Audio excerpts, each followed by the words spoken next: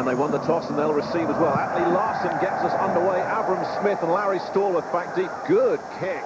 Stallworth decides to run it out even though it was in his end zone. And is going to be nailed at about the 13-yard line. Anthony Fielding's the middle linebacker there first of all. Mark Brook there as well. So Stan White starts off with pretty poor field position and made a pretty slow start last week, Bill. But, I mean, here's a guy who hasn't played in 3.5 years. Well, that's the key, you know, and that's why the New York Giants sent Stan White over here. They said, get over there and become a player. Get involved with the offense, see the defenses, get some of the rust off, be a participant. And that's why he's here, and that's what he's going to work on today. And London open up with a one-back set. Alan Allen in the slot. And sacked and down. Israel Stanley came storming through. And down went Stan White at about the 5. Great start for the Fire. Ironically, too, Nick, when we talked to Lionel Taylor, he said, what we have to do is we have to control the front four. The front four for the Ryan Fire are the pass rushers, and that's who we have to contain today. So the backs and the receivers for the London Monarchs, featuring Tony Vinson there with Ed Hobbs in the backfield, Stallworth and Malone, the wideouts, Mike Titley, the tight end, second and long. They go on the ground and not much doing there for Ed Hobbs, who's met by the German national player, Peter Gross pass. And the Fire, I hate to use the expression, but they're fired up, Bill. There's no other word for it. I was waiting for it. They're hot, right, Nick? Yeah. And the offensive line is being given quite a test here early. The strength of it is the right side. Lamb, Wisdom and Lundberg have all played together for a couple of seasons now, but they're getting a thorough test here. Third and about 18 for the Monarchs. White throwing from his own end zone, and it's Ronnie West almost had it, and it's incomplete. West went up for it, and Artis Houston was there on the coverage. Matt Gay eventually stopping it, but a great series to kick off with for the Ryan Fire. Well, defense is setting the tone right here, right now, Nick, and that's what they need. They lost their first game of the season. They come back in their own stadium. They're ready to play, and the defense sets the tone for this game.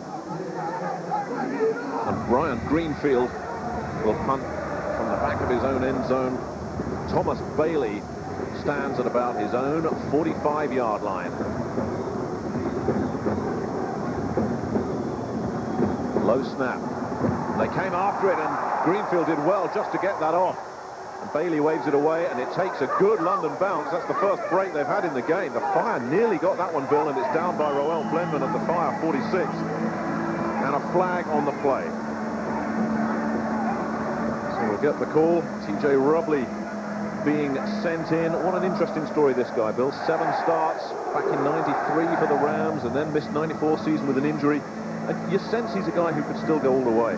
Well, what I like about TJ Rubley is his confidence.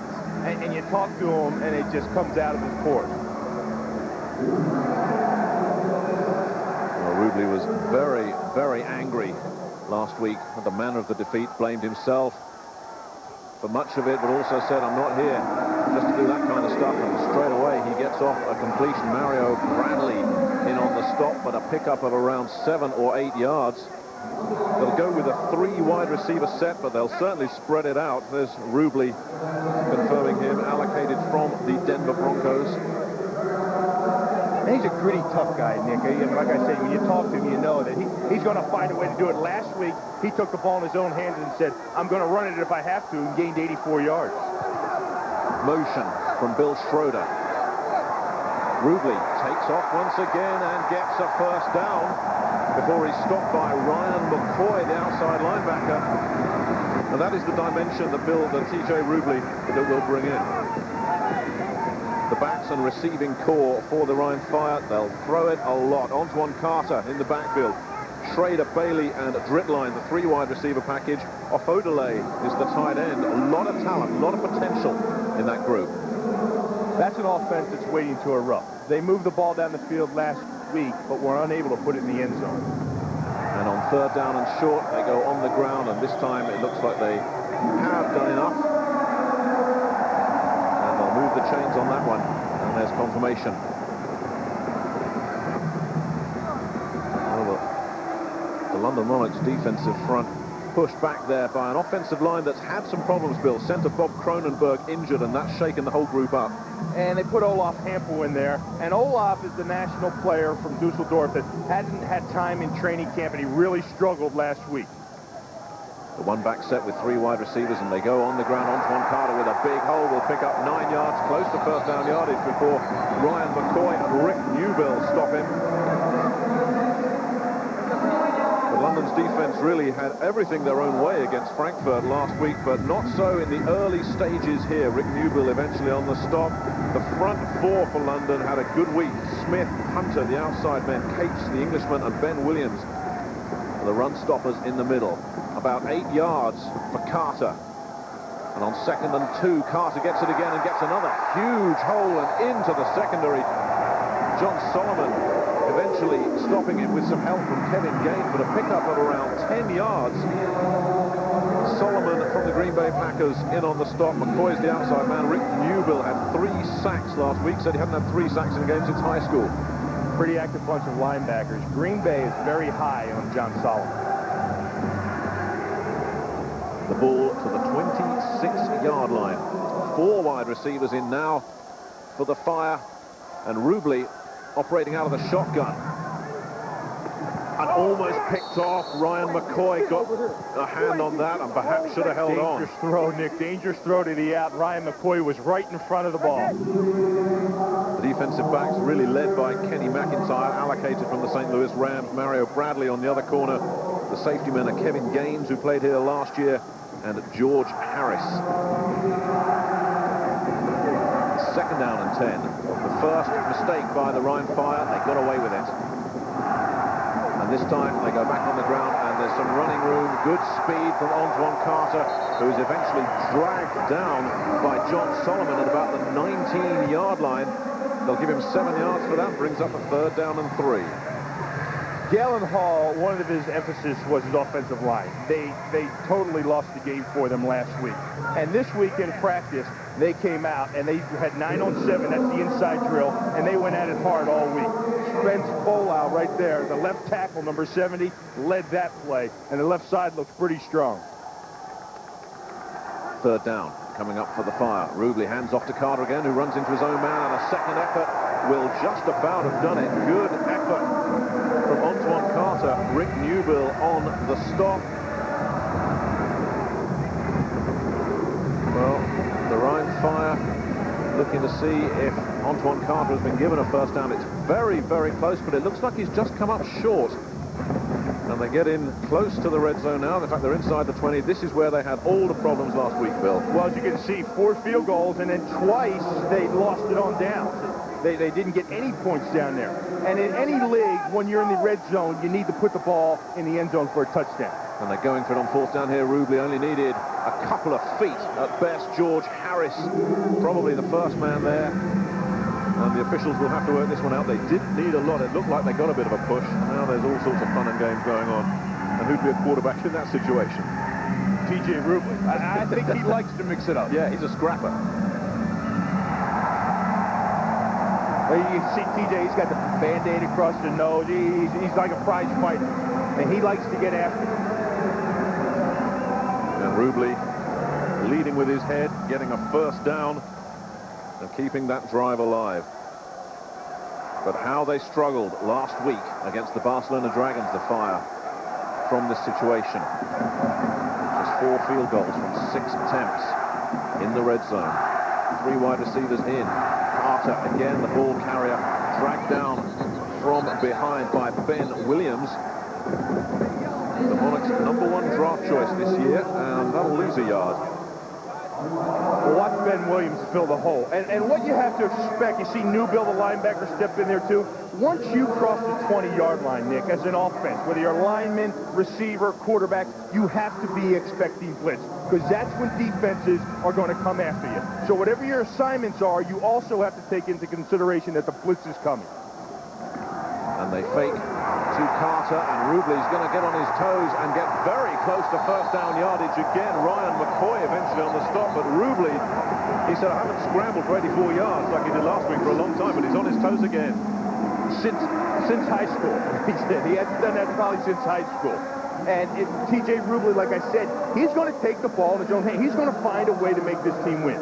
Now here you have the rollout, and he's looking for a receiver. Now, if there's good coverage, he's going to say, heck, I'm going to take it. And when you're down in there and you can move the ball as a quarterback, that was a good choice. Well, he really added an extra dimension last week, and looks like he's doing so again. And a big third down coming up early here for Galen Hall and his team. They pitch it back to Carter, who is stopped. Jeff Hunter all over him, and a big loss of about 5 yards. And again, Nick, they're going to have to settle for a hopeful field goal. They still have to line up and make it.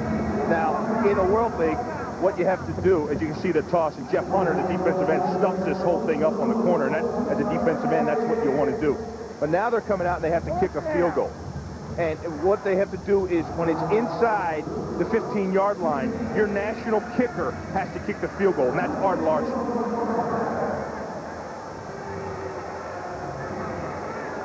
So here comes Larson attempting a 27-yard field goal, and they're faking it. And Kyle Richardson just throws it away under tremendous pressure. Was that a fake? Was that a design play? That was a design fake. It sure was. It was a design fake, and again, they failed. And again, Nick, they come out of the red zone with no points. That's a strange call, Bill, right there. I mean, the offense had worked really well for them. Things were working. Just put 3 points on the board. But they decided against it and come up empty. The London Monarchs dodge a bullet. We're back after this.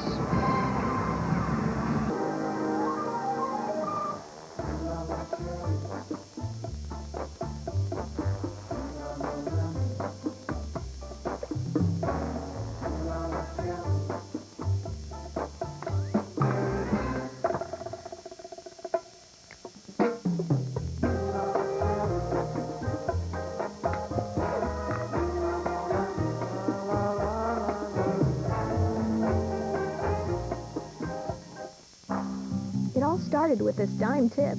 Suddenly, I was the boss. So I gave myself a day off and went shopping. It was so great. Everything I tried on fit like it was cut just for me. Later at the salon, Candace Bergen shows up with my phone bill. This will make your day. Every call is just a dime a minute when I'm home, evenings and weekends. On the way out, I pass the dime on. Who wouldn't want a great rate like that? Call now for 200 minutes free. They're coming from Japan, from Russia, from everywhere, but they all wind up in the same place. The Wound & Wound Toy Company, one of the world's largest collections of wind-ups, LA's hottest movers, shakers, and big talkers. So bring your inner child, your real child, and your Visa card. Because at the Wound & Wound Toy Company, you won't wind up with anything. Using American Express, Visa, it's everywhere you want to be. Whenever there's a say hello, whenever there's a touch and shake will follow, whenever there's a laughing at you, whenever there's it's a groove that we do with the T-O-P cape, or the papa at the top, it's a long way to be, it's the best that won't stop. Always Coca-Cola.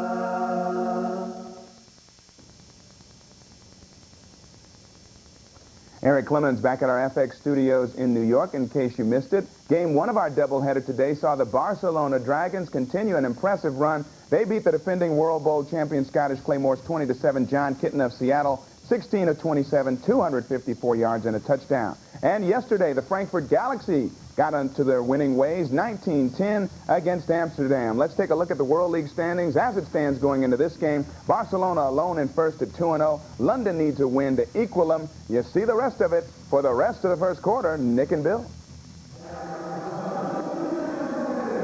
Well, it wasn't a design play. It was actually a bobbled hold by Kyle Richardson, number 3. He never got the snap down. And he takes off running and takes a shot after the play. And it gives the Monarchs the ball back as they try and get something going with Ed Hobbs. Dunstan Anderson, who was cut by this London Monarchs team last year, in on the stop. Dunstan Anderson, we were talking to him yesterday, he said he's got 1 or 2 points to like to prove to this team, and a flag comes in late. Dunstan Anderson on one end of it, Israel Stanley, who's already come up with a big play on the other. Tyrone Williams and James Wilson is the tackle. Now, he will share time with the national player, Peter Grosspass. Remember, in the World League, a non-North American must be playing 50% of the time. That's every other series. And all four of those guys up front, Nick, one-on-one are good pass rushers. Number 50. 15-yard penalty. First down. That's Anthony Fieldings, the middle linebacker. And that's a huge penalty for the Rhein Fire, who had London pinned down deep, facing a 2nd and long. Instead, it's a 1st and 10 at their own 27, and a bit of daylight for the Monarchs for the first time in the ball game. White fakes the handoff. Pressure comes from Wilson, but he's got Ed Hobbs, who gets close to first down yardage and plows his way through the big fullback for a gain of 12.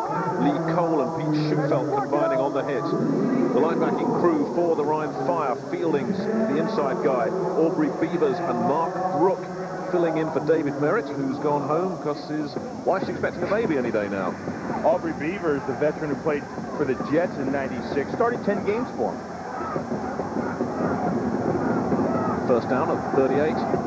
Continuing to mix it up. They go on the ground with Tony Vincent, who just tries to soften up that front four of the Rhein Fire. Dunstan Anderson is no softy, though, and makes the stop after about 2 or 3 yards. Defensively, in the backfield for Rhein Fire, Michael Swift comes in for the start alongside Artis Houston on the corners. The veteran Matt Gay and Chris Schelling are the safety men.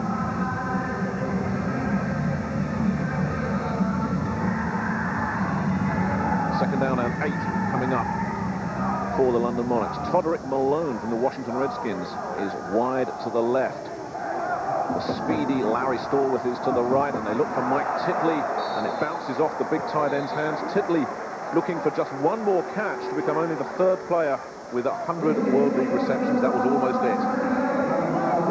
Well, the Rhein Fire's defensive front are putting pressure on Stan White and forcing him to make quick decisions.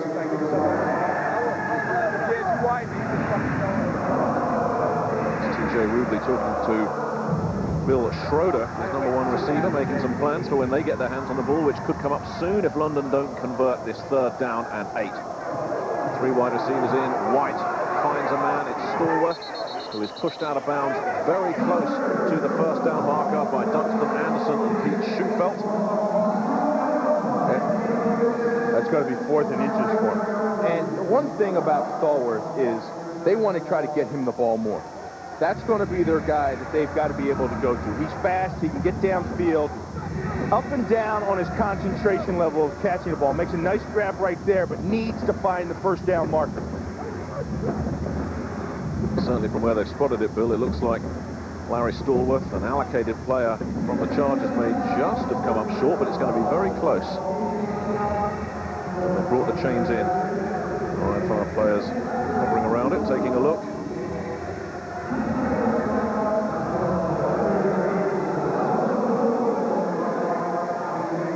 Decision time, we think, for Lionel Taylor. Go in there. Just go in there. Real quick. Take somebody out.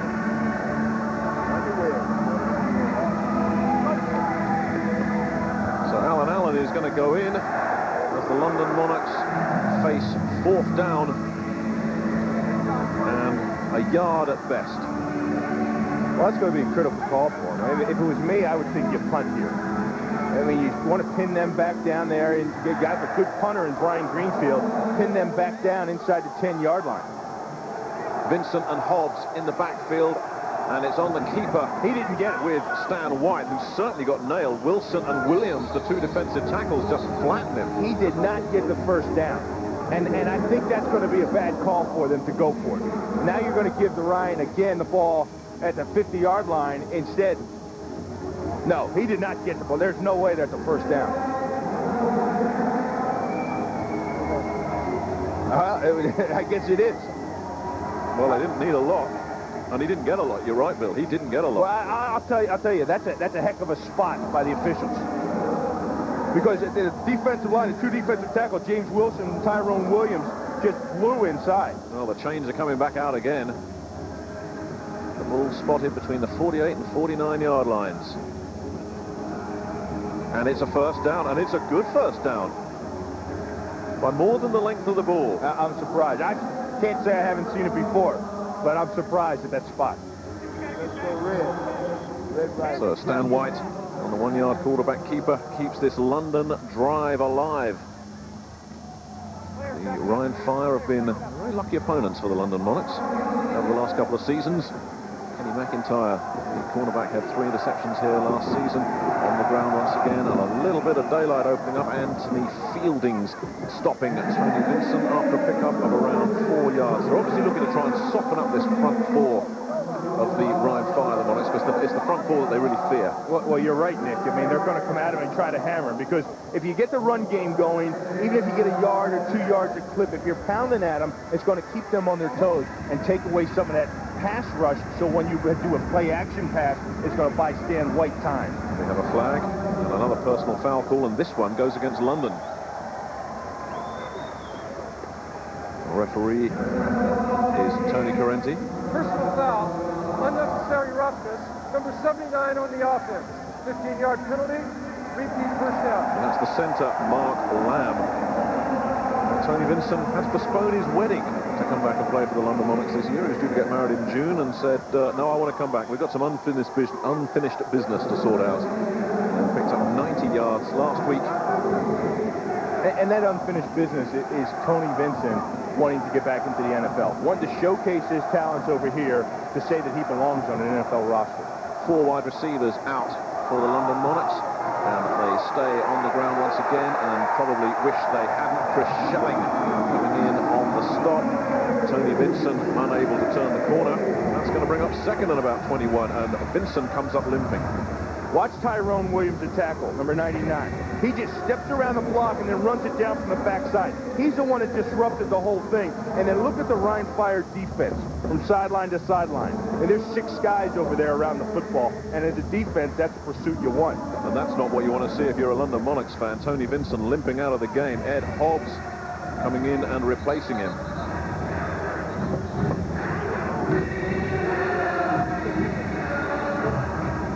Definitely shaken up on the play. Just a couple of minutes left in this first quarter. It's an uncompromising game, this one. Kyle Richardson got clobbered in the jaw, it looks like. Well, that's the punter, the holder on the end of the point that had to pick it up and try to play quarterback for a second. Now he knows what it's like to be a quarterback. You have Jeff Hunter coming down bearing on you. And on the other sideline, Tony Vincent grimaces in pain as London face a second and long. White finds Allen, who will take it to about the 47-yard line. Michael Swift in on the stop. Allen is a guy we may see a lot of this week. Well, they're looking for a go-to guy. And Todrick Malone was that guy last week, but they need more speed, and Allen is that guy. Allen spent some time with the Jets. He runs the out pattern right here. And watch Stan White stay in the pocket and take the hit and deliver a nice ball. But Allen, as Lionel Taylor told us, is a guy that we have to get in our game plan. He's been out for the last couple of weeks with bad ribs. And that takes the penalty yardage away. It's 3rd down and 10.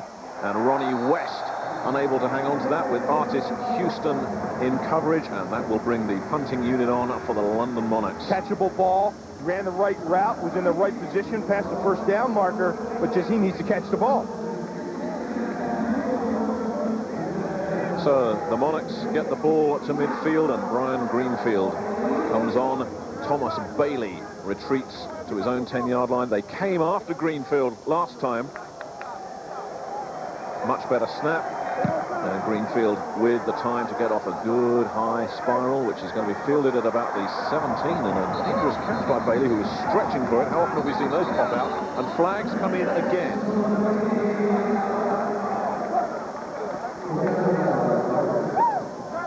Bit of tension in this game, Bill. Well, these guys are going after it, and for the Ryan Fire, they need to. They needed to pick up the emotional level of their play.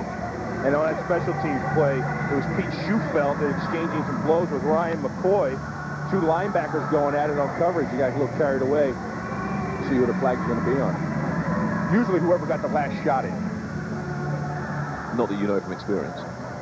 Personal foul on the kicking team after possession of the kick. 15-yard penalty, first down.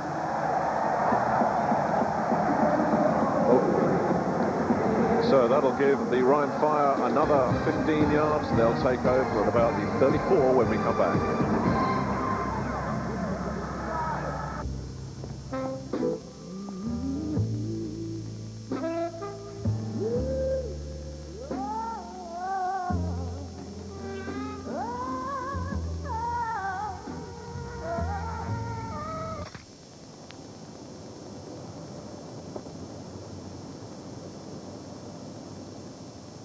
Nice pants. Dockers, khakis.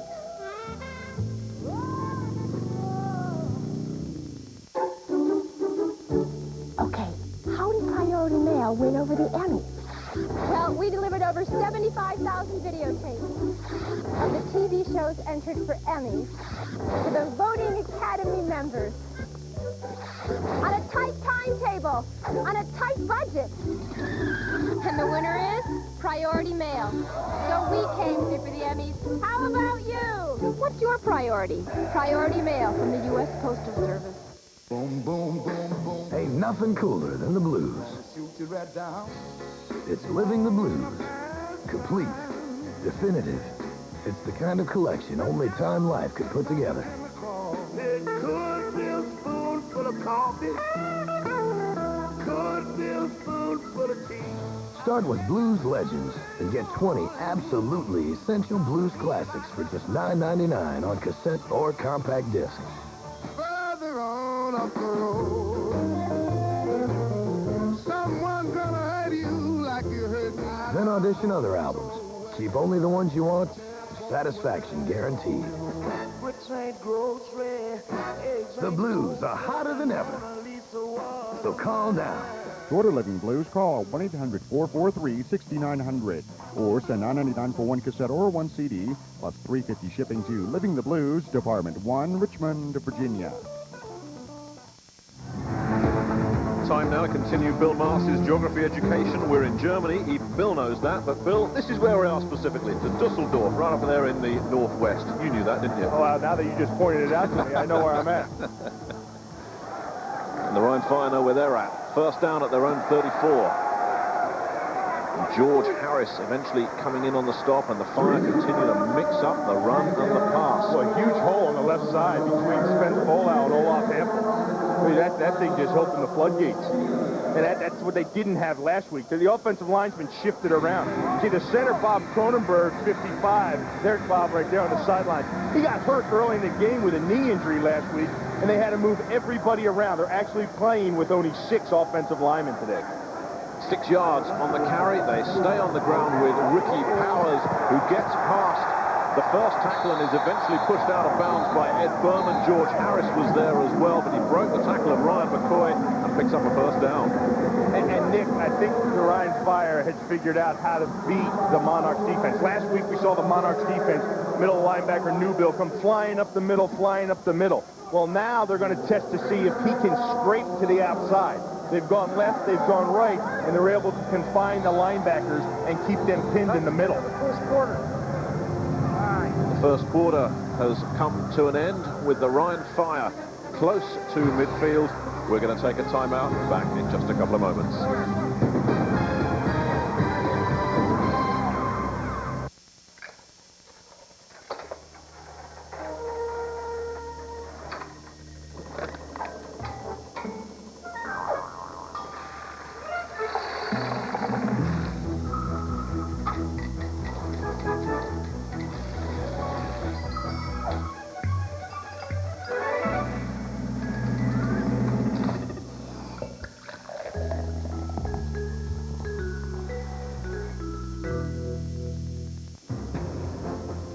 Australia's Great Barrier Reef. You don't need fins to swim under it. You don't need wings to fly over it. You don't need 4 legs to run through it. But you just might need to bring this. Because Reef Watch Air Tours, Wild Track Jeep Safaris, and Pro Sail Schooners will take you on the ride of your life. If they won't take American Express. Visa, it's everywhere you want to be. Baby, come back.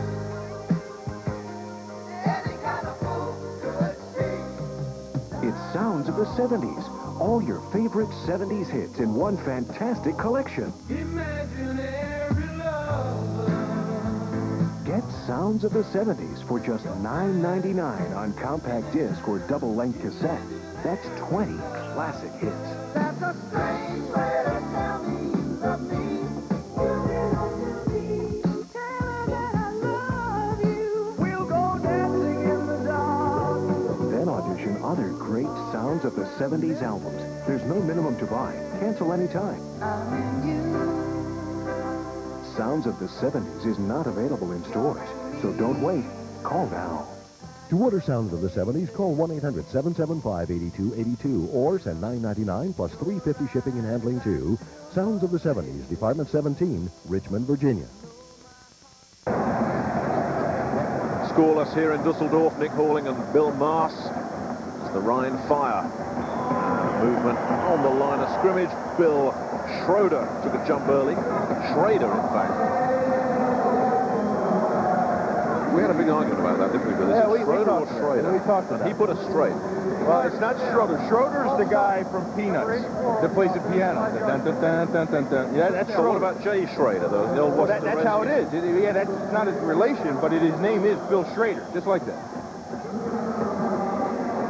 But not like the guy out of Peanuts. Yeah, well, Bill told me to correct me. He said his family's home watching the games, and, you know, they're calling him Schroeder. It's not, it's Schrader. Well, Schrader stays out wide to the right. And more movement, this time on the right side of the line. The territory of Ethan Brooks. Ethan Brooks or Keith Wagner, the guard. Guard and snap. False start. Number 69, offense. It is indeed Keith Wagner, First down. the guard, played with the Scottish Claymores on the championship team last year. These are the sort of penalties that will have Galen Hall chewing rather hard.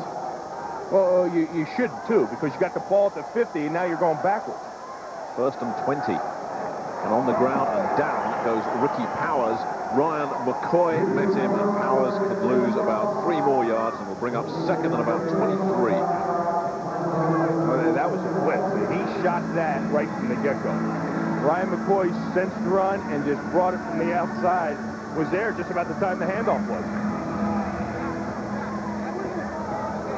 McCoy from the University of Houston. 4 wide receivers in now on second and a bunch. And from the shotgun, Rubley gets it off, has some pressure, but gets it away to Sean Foster, the former London Monarch, who gets past one tackle and gets it to midfield. Rick Newbill tracking back, and that'll bring up a 3rd down and 9.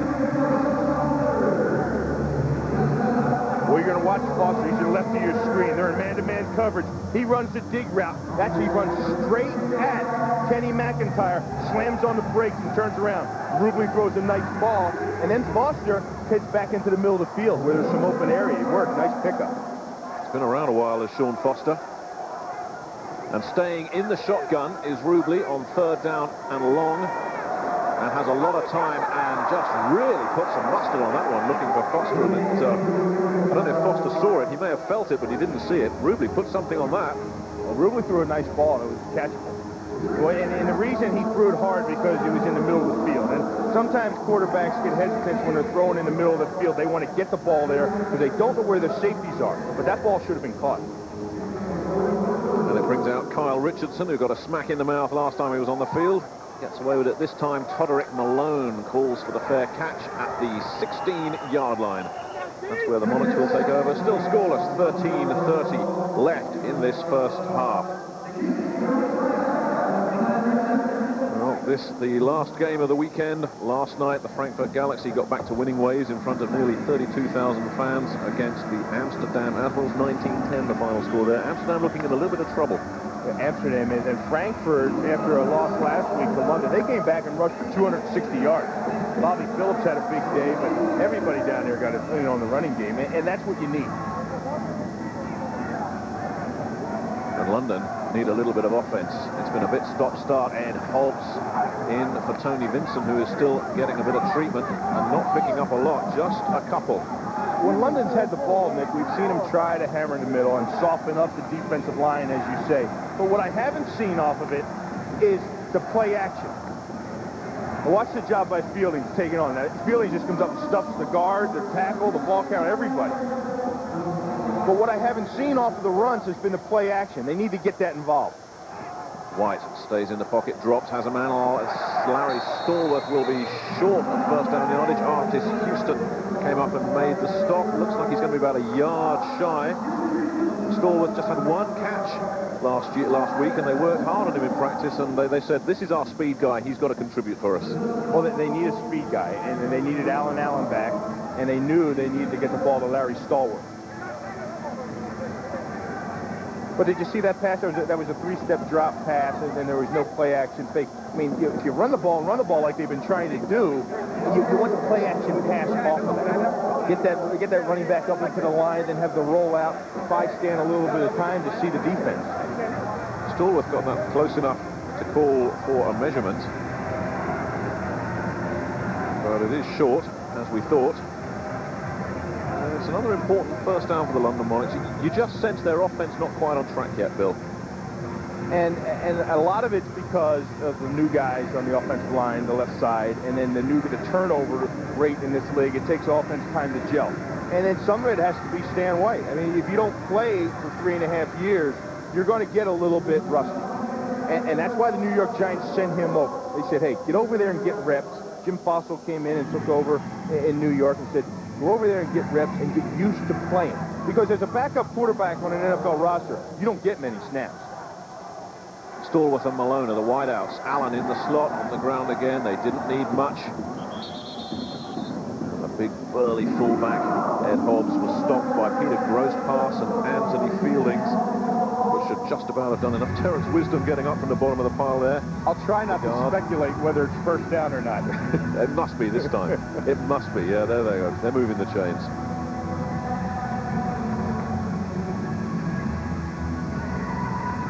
The ball spotted at the 26-yard line. Stan White, very much a team leader, really has assumed a leadership role with the Monarchs. Players have got a lot of respect for his abilities. Now, Ed Hobbs doesn't get a lot there. Chris Schelling eventually coming up and making the stop from safety, but Hobbs was strung out all the way, maybe just a yard. You know, we were talking about their line. And to watch Tony McKenzie, 64, the national player, he starts for them. And he's a pulling guard out there. But it gets jumped up and it gets piled up way before Tony has a chance to put a hat on anybody. Well, Tony McKenzie making a contribution, as do all the national players. Clive Allen, the former soccer player, kicks for them. Victor Mohammed, the running back, and Jason Byworth, the teenage wide receiver, getting experience. Valuable experience, too. White, with a lot of time, has a man, Mike Titley. That's a record-setting catch and a first down and more. And Mike Titley's 100th catch as a World League player. All Beavers on the stop. And Titley gets some congratulation and says, what's all the fuss about? Well, that's what the fuss is all about.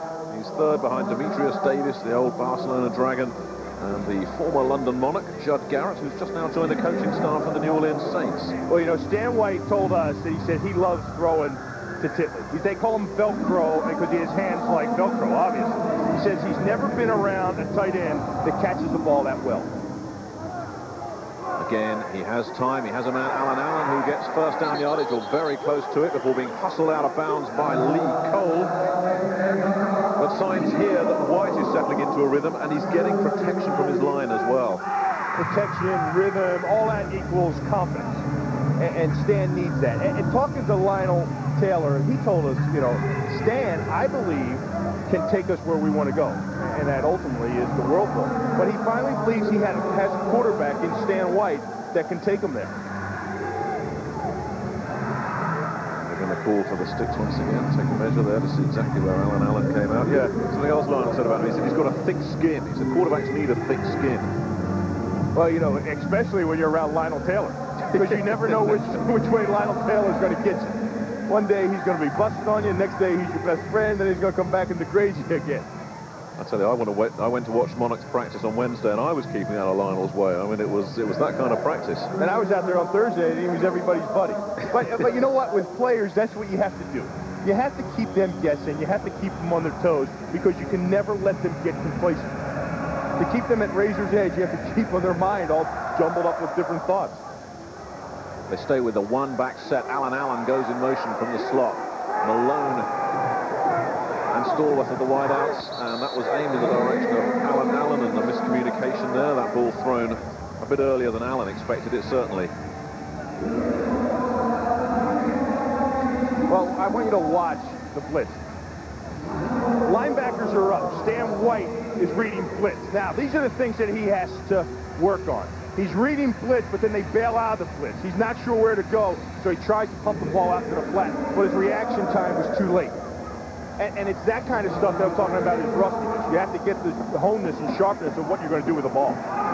White dropping back to pass again. That one batted up in the air. Mike Tibley almost came up with it at the second effort in complete Aubrey Beavers on the stop. And, you know, one of the reasons we may be seeing a lot of passing from London at the moment is we haven't seen Tony Vincent since he limped out of the game. Ed Hobbs is in the backfield. And his status is going to be crucial because Vincent's the workhorse on the ground for this team. Well, that's definitely one of the reasons. And also, Lionel said he didn't want to be as conservative this week. He wanted to open it up a little bit more, just going maybe one back and 3 wide receivers. And that's what we see right here. Can't be conservative now. 3rd down and 10, and the pressure comes, and White goes down, sacked by Dunstan Anderson, the former London Monarch, who makes his own case. Number 3 for the year. You know, he was the #1 pick in the World League draft last year by the Monarchs. Watch him at the top of the screen, run right around Chris Leuenberg. Great job, Dunstan, of using your hands as well as turning the corner with your feet at the same time. That's number 3 for him on the year, Nick. To add to the 7.5, he got in 5 games last year for the Rhine Fire. Greenfield kicks to Thomas Bailey, who calls for the fair catch at the 16-yard line. Mario Bradley was there just in case that ball popped up. And the Rhine Fire will take over at their own 16-yard line. 8:55 remaining in the first half. We await the first score. Back in just a moment.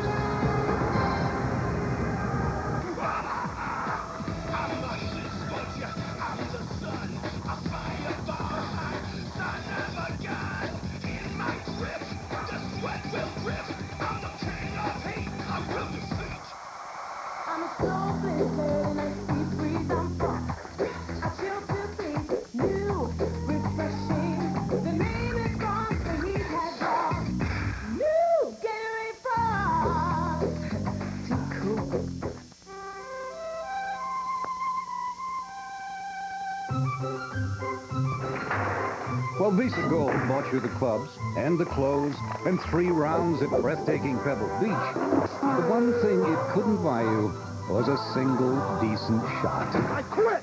Finish without me! I can't. Those were my clubs. Fortunately, it had enough purchasing power for your next set of clothes. Graphite. Visa Gold, it's everywhere you want to be.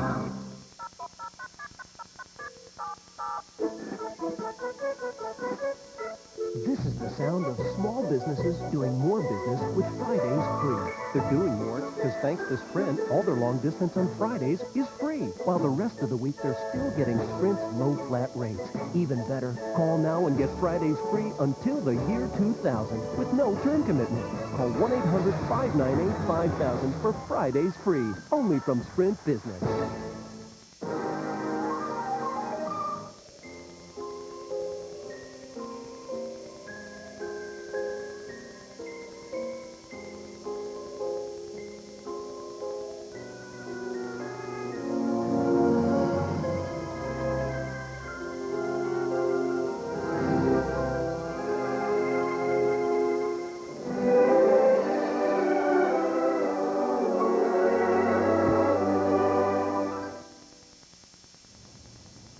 Eric Clemens back at our FX studios in New York. You will have had your football fixed by the end of our World League doubleheader, so stay tuned for FX's Major Movie Sunday tonight, a major Hollywood movie every Sunday. Tonight, Bachelor Party, starring Academy Award winner Tom Hanks.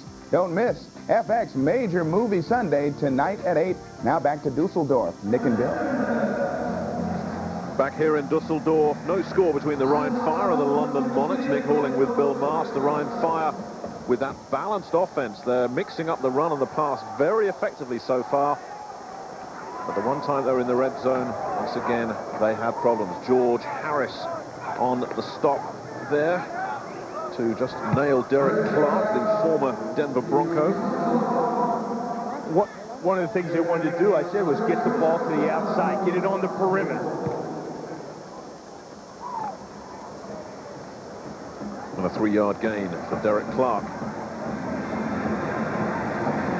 tackle drip line. He split wide to the right.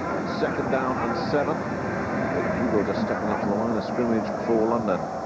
Rubley, another short drop, goes the other side and picks up Thomas Bailey, Kenny McIntyre on the stop. But that should be good for another first down for the Rhine Fire. So many receiving options available to TJ Rubley. I like the receiving court. Now watch this. Now here, you're going to have Bailey come down the middle of the field. He starts out the wide receiver. They run someone into the flat, and then Bailey takes off to the middle of the field where the safety should be. 4 wide receivers out on first down for the Fire. And again, it goes on the ground and doesn't get a lot. Ben Williams is not going to be beaten too often on a play like that. And Derek Clark will be dropped for the loss of a couple. Well, defensive front of the London Monarchs is an active group. Watch them jump around and shoot the gaps. In the backfield is Williams. There's Cates, the 2 defensive tackles. And these guys are run shooters. They're going to shoot gaps and get in there and try to blow things up. Newbill calls a timeout.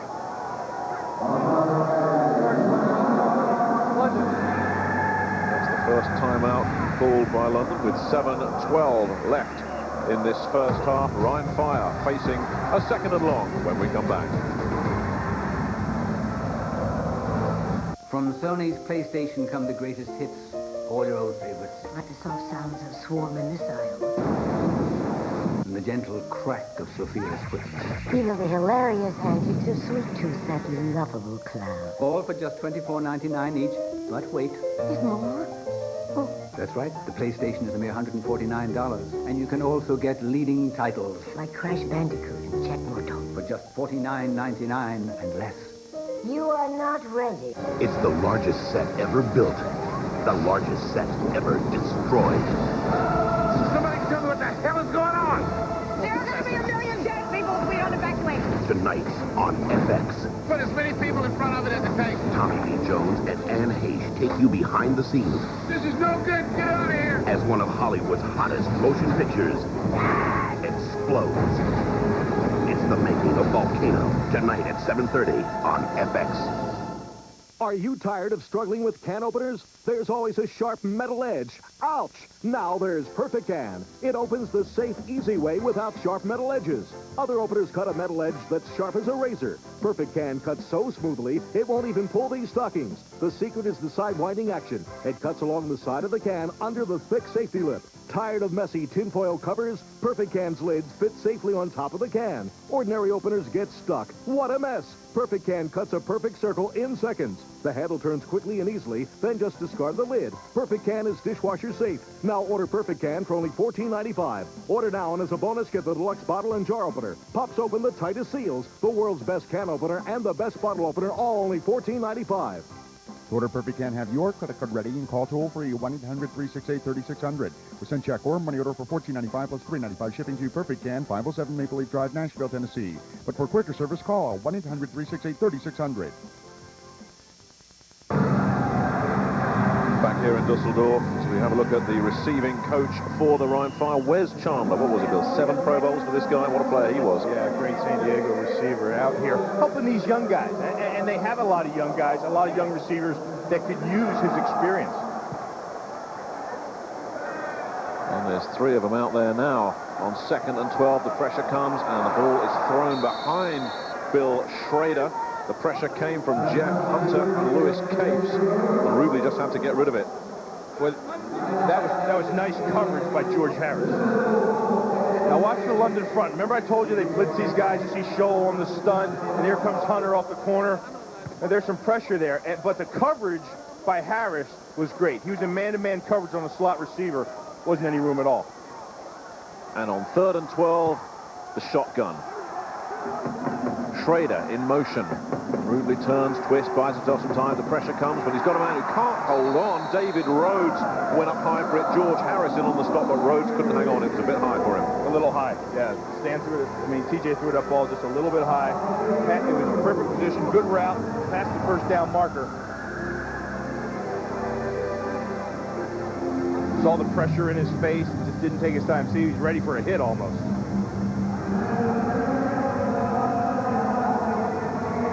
So Todrick Malone stands and waits at his own 32-yard line as this duel between these two teams continues.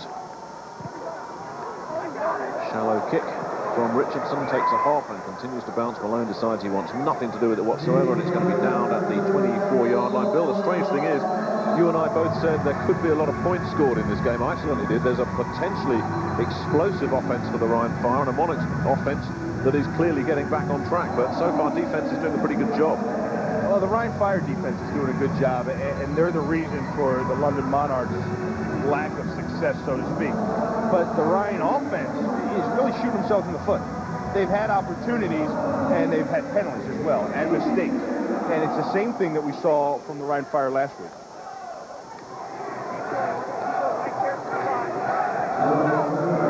Two men in the backfield for London in the I formation. Back on the ground they go. And just 3 or 4 yards before Israel Stanley stops Abram Smith, who was in Cleveland's camp back in '95.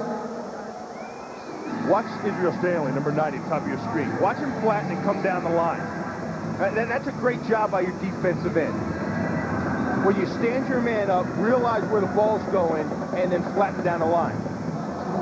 For defensive linemen, peripheral vision is really key, and the great ones all have it. You have to know what's going on around you because you're tied up with somebody, but you have to see the things outside you. Hobbs and Smith stay in the backfield. Smith, they fake to Smith. White gets himself some time, gets Mike Titley, who's got a first down and is eventually run down by Aubrey Beavers with Artis Houston. Titley working Beavers. That's about 3 catches he's come up with now. Very safe pair of hands. Stan White has found his go-to guy.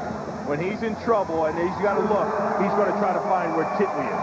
It's one of those things where when you're in the huddle and you call a pass play, in the back of your mind, you always know where your tight end's going to be. And that's what Stan White has with him. A first down to the 41. Just a short drop, and Malone batted that one up in the air, and Matt Gay couldn't quite get to it. Beavers and Houston again on the stop, and Stallworth, rather, not Malone, letting that one slip through his hands. A lot of drop balls today by both teams. Hey, you can't blame the conditions. Beautiful day out. I don't believe the sun's in anybody's eyes. Not now, it isn't. Second down and 10 for the Monarchs. Alan Allen is split wide to the right. Abram Smith in the slot. And Hobbs in the backfield. And they give to Hobbs on the draw play, who will pick up around 4 yards. Israel Stanley on the stop, and that'll bring up third down and 6 for the Monarchs at their own 45-yard line. We hear that Tony Vincent has a left sprained ankle, and his status is questionable. Watch the draw play. Watch the guys up front sell the pass and then get into the run blocking. And the hole opens up. See Seth Dittman? He gets a double block, number 74. He sets up Israel Stanley, pushes him outside, then turns upfield and looks for the linebacker. 3rd and 6 movement at the line. A flag comes in, and certainly one of the Rhine Fire front 4 jumped. The question is whether he was drawn or not. Bill Mars will always argue that the offensive linemen draw you. Oh, yeah, of course they do. Somehow, some way, it's a flinch in the hand or something that no one sees. And that's my story I'm sticking to. Offside on the defense, 5-yard penalty, repeat, 3rd down. And much to Bill Mars' chagrin, it goes against the Rhine Fire, and there's Tony Vincent getting some treatment on that left sprained ankle. It's 50-50 whether Vincent is going to come back. Dr. Ashwin Patel, who's been the Monarchs team doctor right from the start, just talking it through with Vincent. Tony's in good hands there. But from an awkward 3rd and 6, 3rd and a long 1 for the London Monarchs. They go on the ground. Abram Smith is met and stopped. A second effort. Anthony Fieldings made the stop. What a hit. Wow. That's what you like to see out of your linebacker. When it's short yardage situation, a goal line situation, you like to see your middle linebacker fill the hole like Anthony Fieldings does here. Fieldings is here. He's going to come flying in there. Watch him. The hole opens up, and here he comes. Bang! Not only takes on the fullback, but just pushes him down to the ground and stuffs the play up. I'll tell you what, there was a great second effort there from Abram Smith. And I wonder if it's enough. The look Anthony Fielding's face suggests that maybe it is. No, it's just short. Hey, to me, Very short. To me, Nick, I don't care if it was enough or not. I know those guys are out there. I don't care if it's enough. I get excited to watch play like that. I mean, it's hits like that that can change the tempo of a ball game, whether they get the first down or don't. And that's sending a message. Anthony Fielding sent a message, a powerful message there. This guy, his strength is stopping the run. No doubt about that. And he's been around the league a little bit as well. Fielding was with the Cowboys in '95. Spent a couple of seasons with the Buffalo Bills as well. They had 95 tackles for this team back in 1995. London on 4th and inches decide they're going to go for it. They got it last time with the quarterback keeper. They try the quarterback keeper again, and he didn't need a lot. Matt Gay insists that's when the Ryan Fire have got it, but it is close because they didn't need a lot. It's got to be close. And this is going to be low man wins. The line of scrimmage, and you have to battle. Who's low? You see Seth Dittman's low.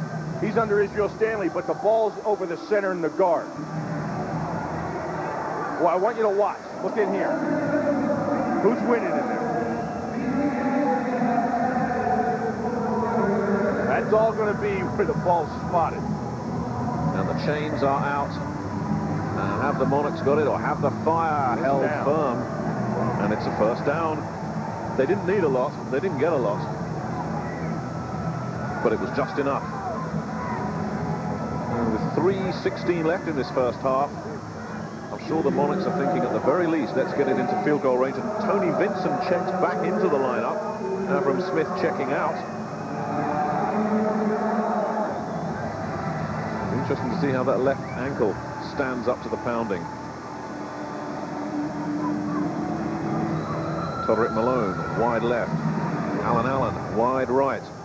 Hobbs and Vincent in the backfield. The pitch back is, or the give rather, is to Vincent, who looks to turn the corner. Nice bit of hurdling, but no yardage. In fact, a loss of a couple. He was corralled down by Matt Gay, and nowhere for Tony Vincent to go.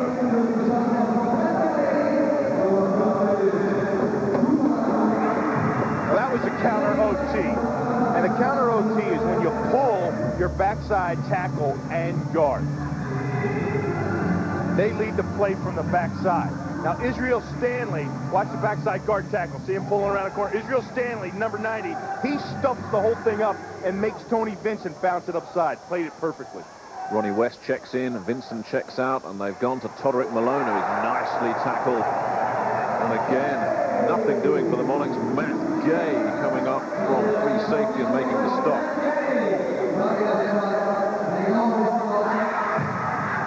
At the 2-minute warning, London face a 3rd and long when we return in just a couple of moments.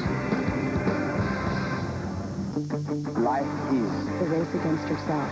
setting goals, focus, the face plan, reaching goals. 2,837 free throws. Putting back what you lose. Being the underdog. Life is Beginning. being Me. Life is a sport. Drink it up. I wasn't looking for love. With just a glance it happened. Love came looking for me. Get out of my way!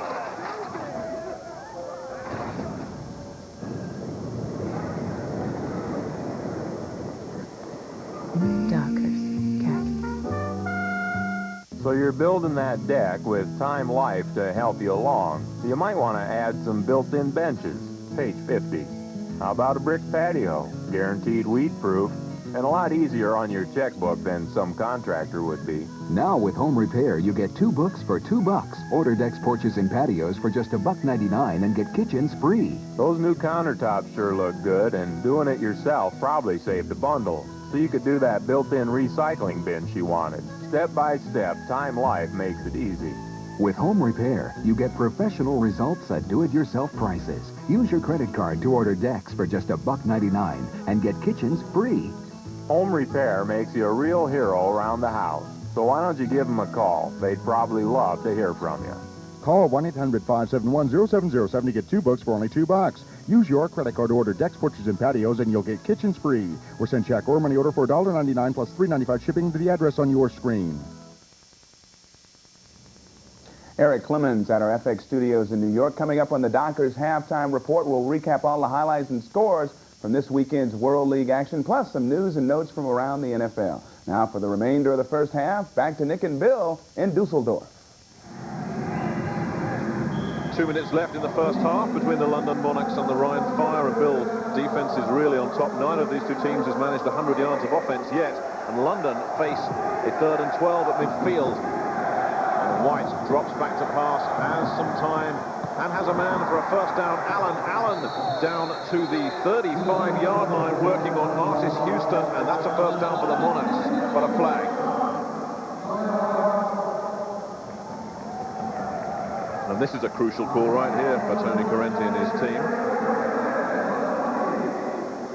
The body language is not looking good for the Monarchs.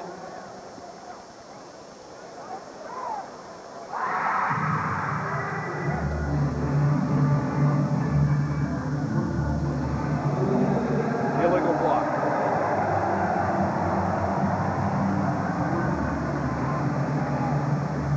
So as the Monarchs get pushed further back, it's an appropriate moment to take a look at how a World League roster is made up. You can be allocated from the NFL, or you can be a protected veteran. You can be drafted. There's a draft in February. You can just show up, hope for the best, and become a free agent. Or, of course, 7 national players on the team. Well, 15-yard personal penalty. foul is called against Terrence Wisdom, the right guard, who became a father on Wednesday. We talked about that World League, Nick, and how the guys get here. And, you know, the biggest thing I noticed this year is a lot of the guys I talked to in the rosters, it's their choice to come over here. They want to come over here because they know how good this league is and how monumental it can be to project them up to the next level, which is the NFL. Or you talk to guys like Rick Newberland, who just say, hey, I just love to play. I'll come over here and keep coming and keep coming. Well, yeah, Rick's 29 years old. He knows that his chances are slim to none, and slim just left. Mike Titley is in the slot, and on the draw play on 3rd and a stack, Ed Hobbs gets about 4 yards before Chris Schelling stops him. 3rd down and 25, and you call the draw, pick up 4. With 1:38 left in the first half. Don't understand the draw, and really don't understand Tony Vincent bringing him in on that 3rd down play to try to get the first down when he's 50-50 with a sprained left ankle.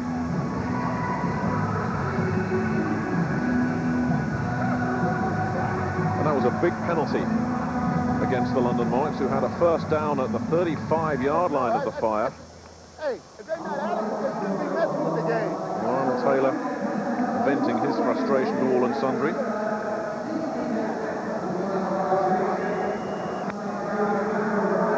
Thomas Bailey, the return man for the Rhine Fire, who stretched for a couple of punts.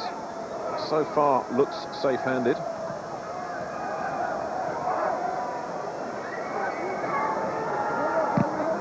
Greenfield gets it on its way and fielded very safely once again by Thomas Bailey. Well, London Monarchs being quarterbacked today by a young man from the New York Giants. Well, a couple of years ago, it was a guy who's now with the Minnesota Vikings. Another World League quarterback success story. Johnson emerged as the Vikings starting quarterback in '96, earning rave reviews for his passing and poise. The Vikings rewarded Johnson late in the season with a multi-million-dollar contract. He was London's starter in '95, completing 59% of his passes for 2,227 yards and a league-leading 14 touchdowns. And it's first down for the Fire, out of the shotgun. Pressure comes from Jeff Hunter.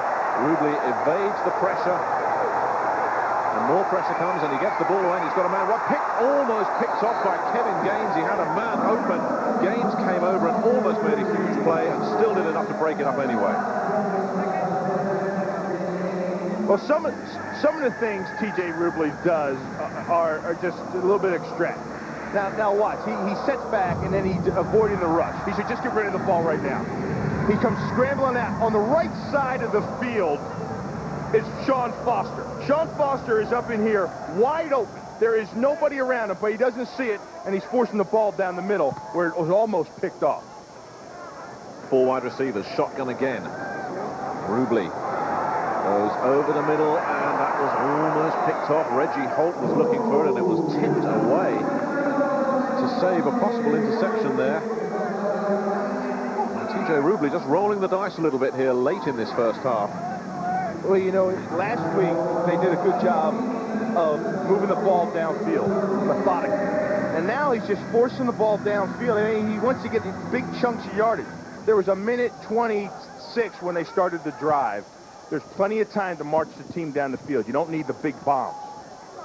And the way this is going, if this pass isn't complete, it's going to give the Monarchs another chance to try and do something before half-time. And they go on the ground again. Jeff Hunter with the tackle from behind. Nothing doing there. I don't understand. 3rd and 10. And you run a draw into a blitz. Second charge timeout. This is a 30-second timeout. And Antoine Carter looks like he doesn't quite understand it either, as a timeout is called on the field by the London Monarchs. That's their second one. 1:05 left. And Galen Hall knows that the Monarchs are going to get their hands on the ball once again with a shot at perhaps getting into scoring position. I just don't understand the thought process behind that drive. There was no rush. They had plenty of time to move the ball down the field. And then on 3rd down and 10, when you actually need something and you see blitz, they're showing it to you, TJ should have checked out of that draw play. You had the man-to-man coverage. If you're going to take a shot, take it then. Todrick Malone waits at his own 35-yard line. Kyle Richardson, who took that blow to the chin on the fake field goal, gets a high snap but deals with it and gets off a pretty decent punt that has Malone backtracking to his own 25. Gets past the first man and can't get past the second wave.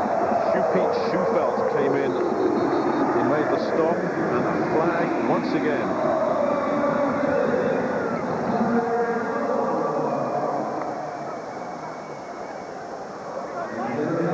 Legal man downfield for the Ryan Fire. Well, this is week 2 in the World League.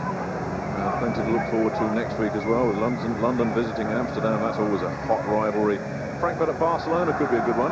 Steve Balleur swept Barcelona last season, the Frankfurt quarterback, and the Ryan Fire visit the defending champion Scottish Claymores, who are looking tough again this year as well. They're going to accept the penalty. Ineligible Kick it member of over. the kicking team downfield prior to the kick. 5-yard penalty. Repeat, 4th down. And how that happens, Nick, is a lot of times one of the linemen, a lot of times it's a center. They leave early. They snap the ball, they check if no one's coming, then they take off running downfield early before the punt is off.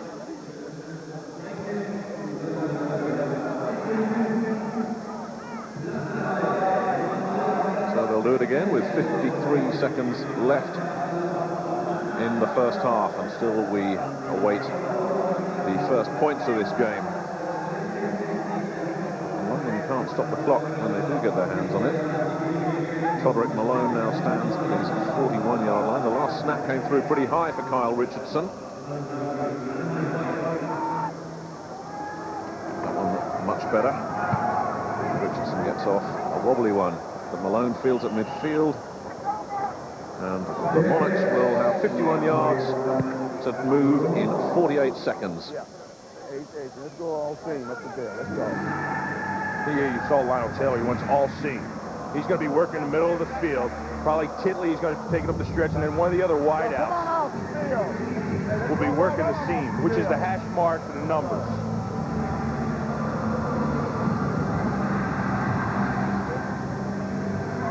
It's been a very frustrating first half for two offensively minded head coaches. I'm sure they're both going to have plenty to say in the locker room at the intermission. White finds a man. Todrick Malone hangs on to the ball. It's swatted away, but he was down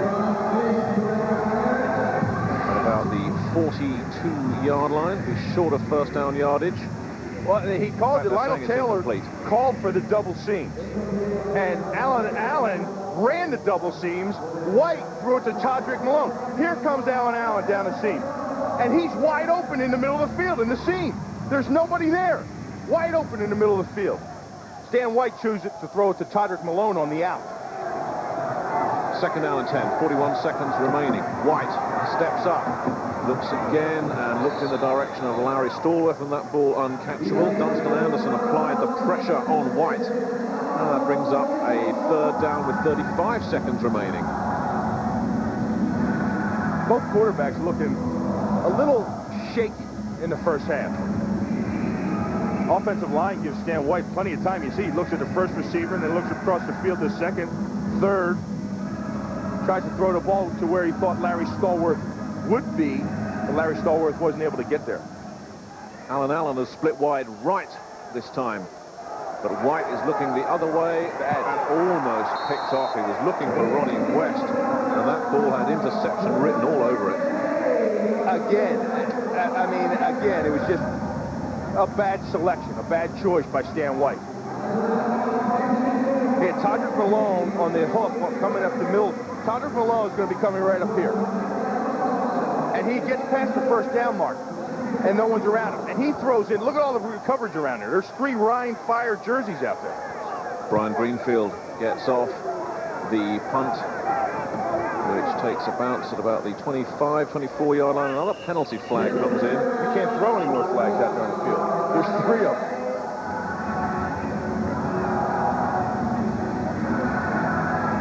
And I believe that could be the national rule. Tony Correnti and his crew have been very busy. Far too busy for our liking, I think, Bill. Now we're going to get the call. And it goes against the fire. Well, there is so much at stake for both these teams, of course, because you've got to have such a fast start in the World League, Bill. The team with the best record after 5 games, they know they're hosting it all. And if the Ryan Fire were to come out 0-2, they know their chances of hosting it are gone. And it's going to be tough for them to reach the bowl anyway. So a lot on the line for both these teams, especially with London getting off to that first win. 12 men on the field. What a ridiculous penalty that is. Penalties refused. First down. They'll take the field position instead of the re-kick. But yeah, Nick, the London Monarchs, I mean, if you win this game, you jump out 2-0. So you're looking real strong to host the World Bowl. Especially with Amsterdam coming up next week for them, who are a team with problems at the moment. And it's a unique situation, you know, the format of how it does, you know, after 5 games halfway mark, whoever leads gets the World Bowl. I mean, and then the best overall record at the end is the opponent. We're going to take a knee here. Yeah, just with 22 seconds to go. The fans don't like it, but I think both these coaches will quite happily get into the locker room and reassess the situation, because defenses have dominated this first half. We're scoreless at Dusseldorf. The Rhine Fire and the London Monarchs yet to open their account. We're going to take a short break. Back in just a couple of moments.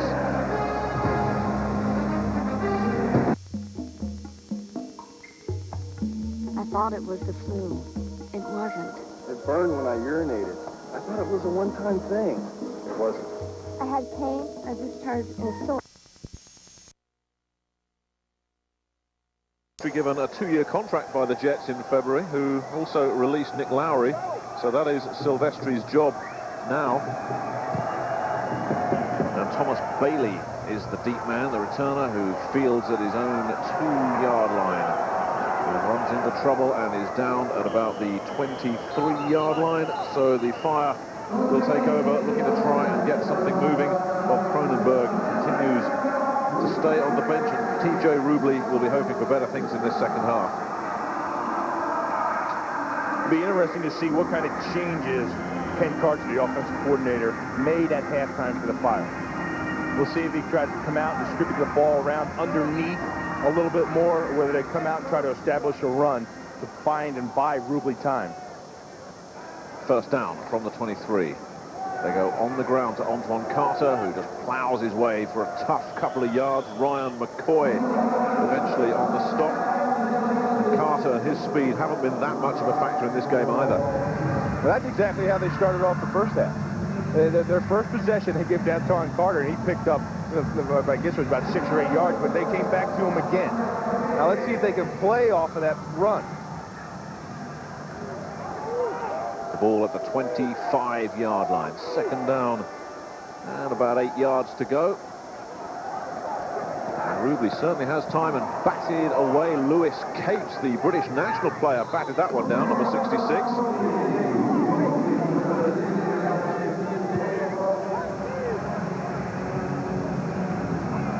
Watch Lewis Capes, number 66. Lewis is right here. Watch him get his hands up.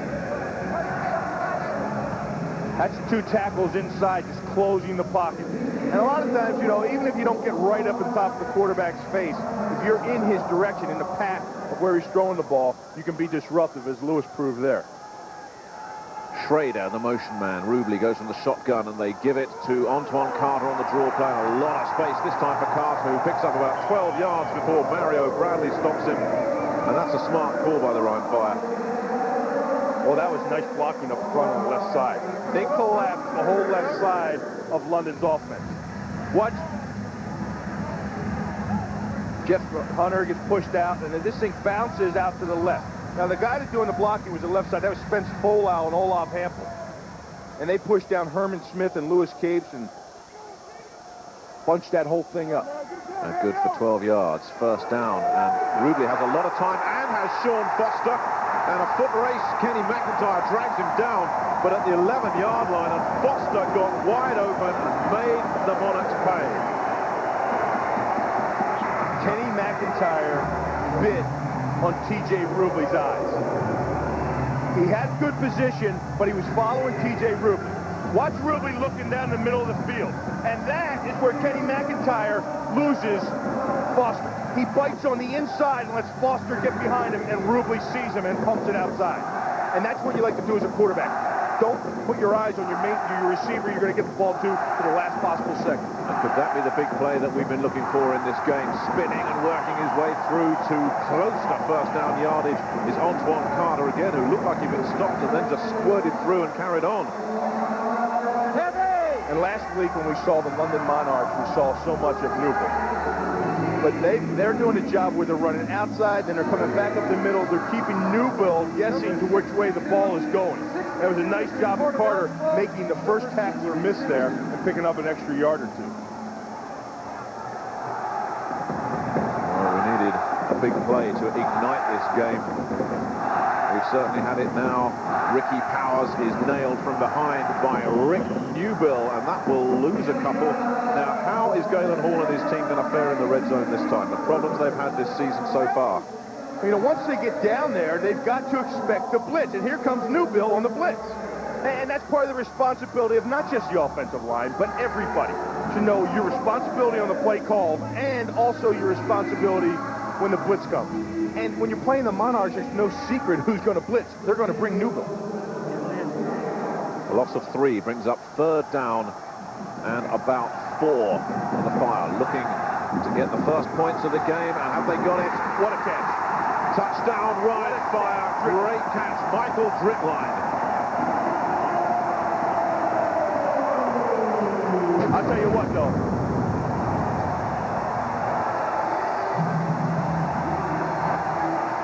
Not only was that a great catch, that was a heck of a thrown ball by Rubley. Watch Rubley.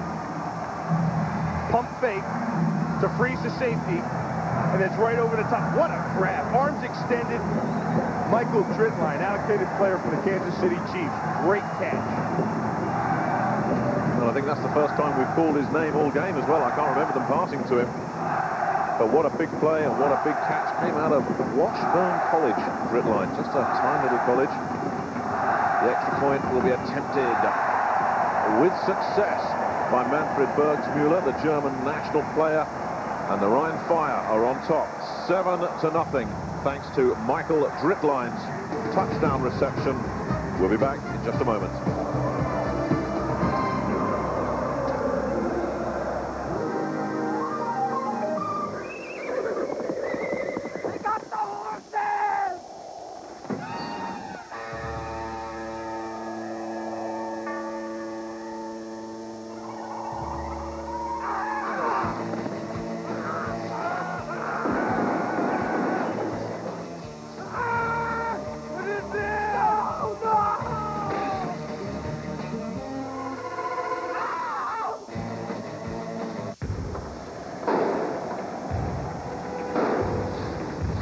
In every city, In every bottle. In every bubble lies the formula for refreshment.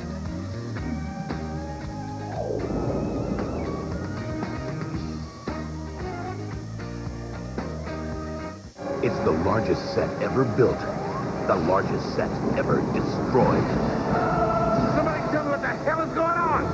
There are going to be a million dead people if we don't evacuate. Tonight on FX. Put as many people in front of it as it takes. Tommy Lee Jones and Anne Heche take you behind the scenes This is no good. Get out of here. as one of Hollywood's hottest motion pictures explodes.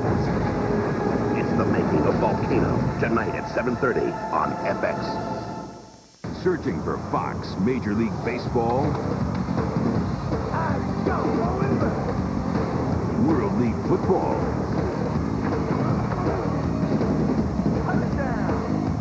NCAA basketball,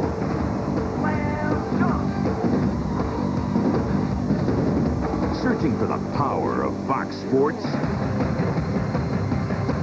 You'll find it on FX, Fox Gone Cable. Confirmation of the score here in Dusseldorf. The Rhine Fire leading the London Monarchs 7-0 after this touchdown pass from TJ Rubley to Michael Drittlein. And Rubley delighted to have broken the deadlock and a great catch. Now, how will the London Monarchs respond? Atlee Larson with a very shallow kick that's fielded at about the 21 by Victor Mohammed, the English national player. That's the wedge man. Yeah. That's how short that kick was. That's the wedge man.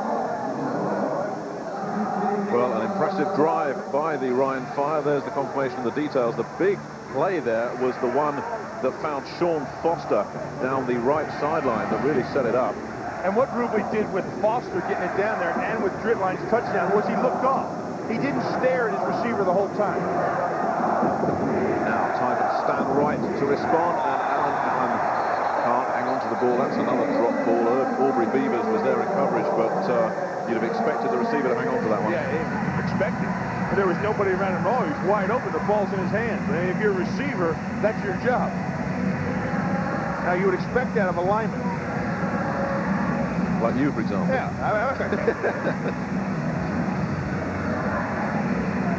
Second down for the Monarchs at their own 39-yard line. And Lionel Taylor and his team come up with the big play. It ignited the Rhine Fire. Stallworth wide right. And down goes Stan White. Tremendous That's Tyrone pressure. Williams. Tyrone Williams. It's right up the middle. He just ran right over Tony McKenzie. He just picked up the guard and carried him right to the quarterback.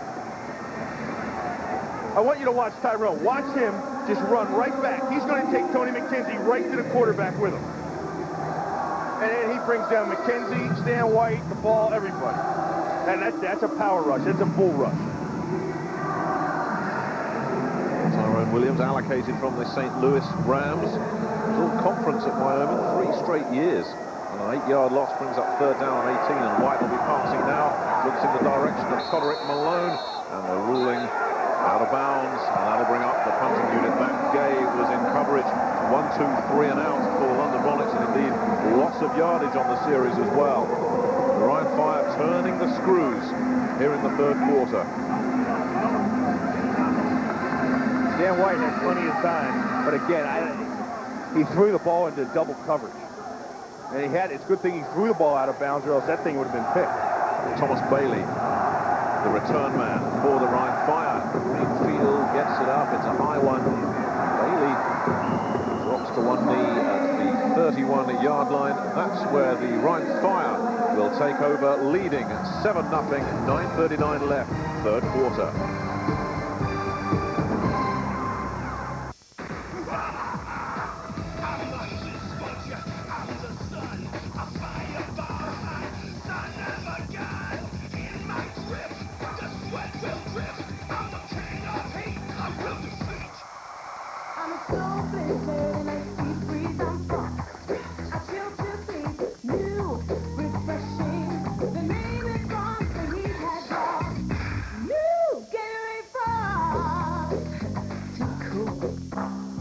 all started with this dime tip. Suddenly, I was the boss. So I gave myself a day off and went shopping. It was so great. Everything I tried on fit like it was cut just for me. Later at the salon, Candace Bergen shows up with my phone bill. This will make your day. Every call was just a dime a minute when I'm home, evenings and weekends. On the way out, I passed the dime on. Who wouldn't want a great rate like that? Call now for 200 minutes free. The hum of the saw, the wail of the drill, the rhythm of the plane.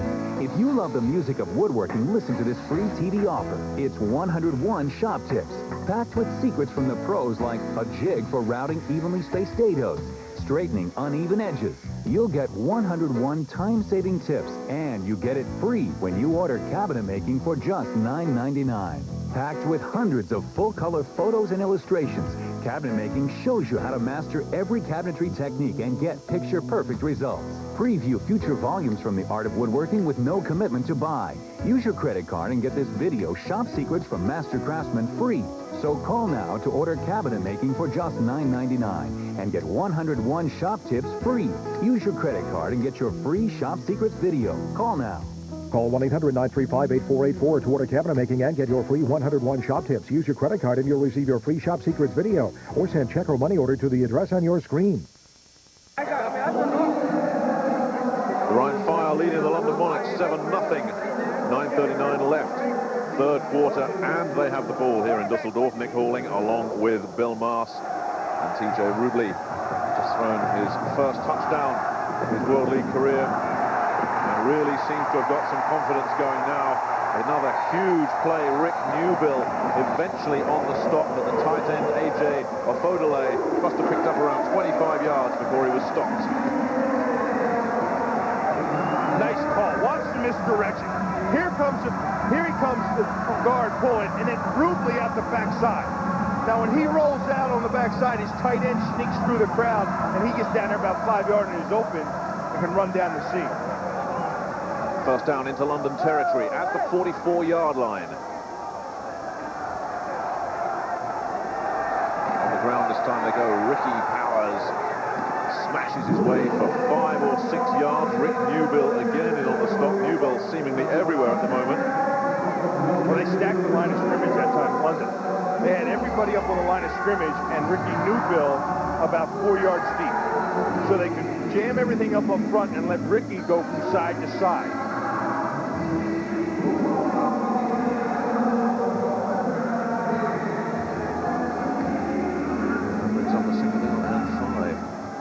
Fire, who've definitely got the momentum in their favor at the moment. Again, they stay on the ground, and Powers this time doesn't get an awful lot before he stopped. Ben Williams coming over and making the stop with an assist from Ryan McCoy.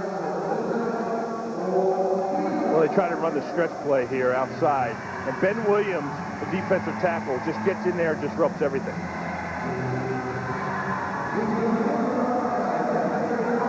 And for London, actually, Nick, they need to stop him right here. They've given up the big misdirection play to the tight end. Now they've created third and about 3. They've got to get off the field here. And the Fire 2 of 7 on third down conversions. And this is a big one. The pressure comes, but he's got his man, and it's a completion to Thomas Bailey. They worked Kenny McIntyre, and they'll move the chains again.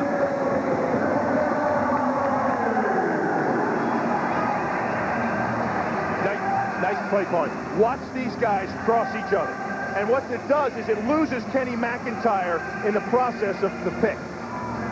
Now, they could have done a better job on the pick, but just that those two bodies crossing each other were enough to get the defenders crossed and bought enough room for the completion. Again, they mix it up on the ground. Ricky Powers is flattened by Herman Smith. Ed Berman came in as well on the stop, and that'll bring up a second down and around 7 to go for the Rhine Fire. Well, for the Rhine Fire, Nick, I've seen a couple different things happen since halftime. One is they've come back and committed themselves to the run a little bit more. And 2, it seems that Rubley is taking a little bit more time in seeing the field and what's out there. Instead of forcing something downfield right away, he's finding what's out there. He's looking off the first receiver. And he's spreading it out as well. I mean, Bill Schrader, who had 7 catches last week, I don't think he's had a catch yet tonight. And Rubley looks, Schrader. What a moment for his first catch. It's the 6th.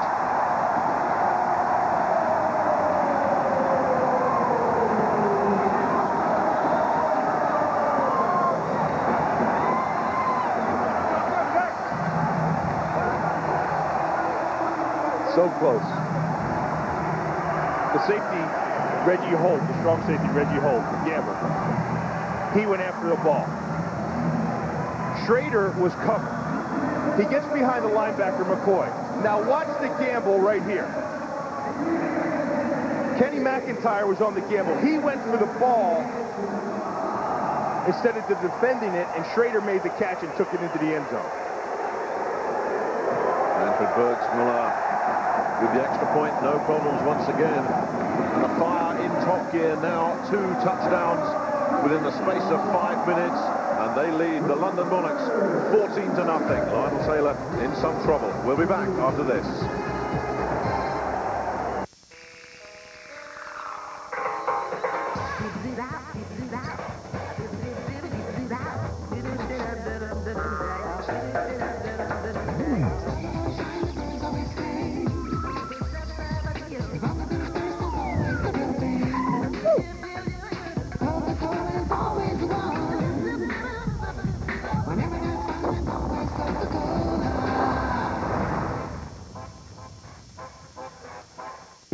I'll buy 10 of these. You're Deion Sanders. Deion Sanders? It's him. You're the greatest, man. Mind if I get a picture? Thanks, bro. You mind if I write a check? Sure, Deion. I'm just going to need to see some ID. Say what? Yes, like a driver's license, a library card. Checks. What a pain. Your license? Employee ID. But now there's a better way. The Visa Check Card. It's an ATM card with a Visa logo that deducts from your checking account automatically everywhere Visa's accepted. I'm going to have to call to see if you can cover this. The Visa Check Card works just like a check, only better.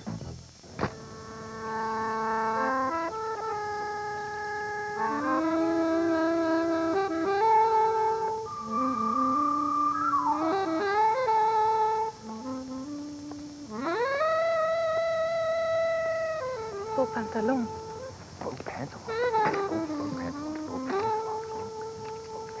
Hey, she says nice pants. There's a nice Dockers, khakis. Searching for an inside look at the American dream?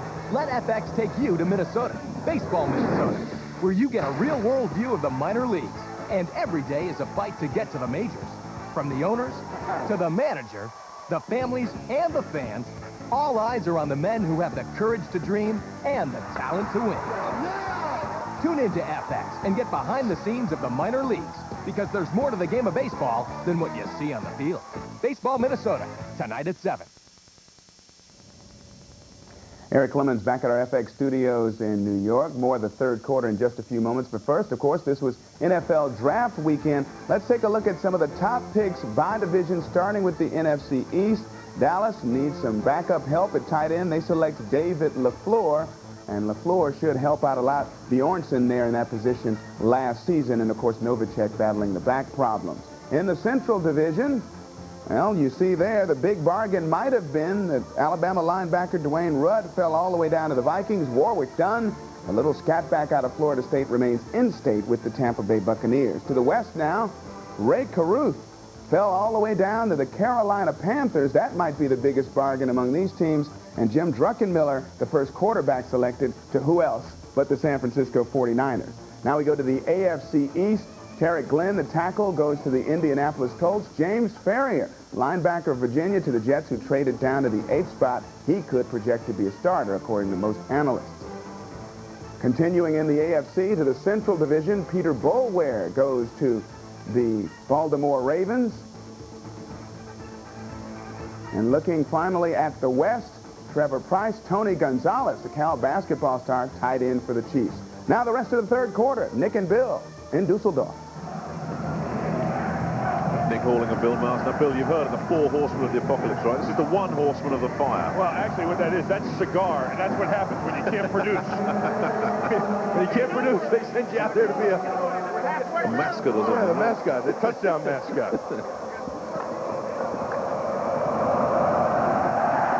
Ronnie West and Avram Smith, the deep men for the London Monarchs. It's West that's got it. And goes to about the 24-yard line, and the Ryan fire really firing on all cylinders now. 6:08 left in this third quarter. Everything's starting to fall into place for them in this second half. And this was a team we sensed really needed a victory after that loss last week. There's a big Olaf handful. I mean, the offensive line was the problem last week, and particularly Olaf.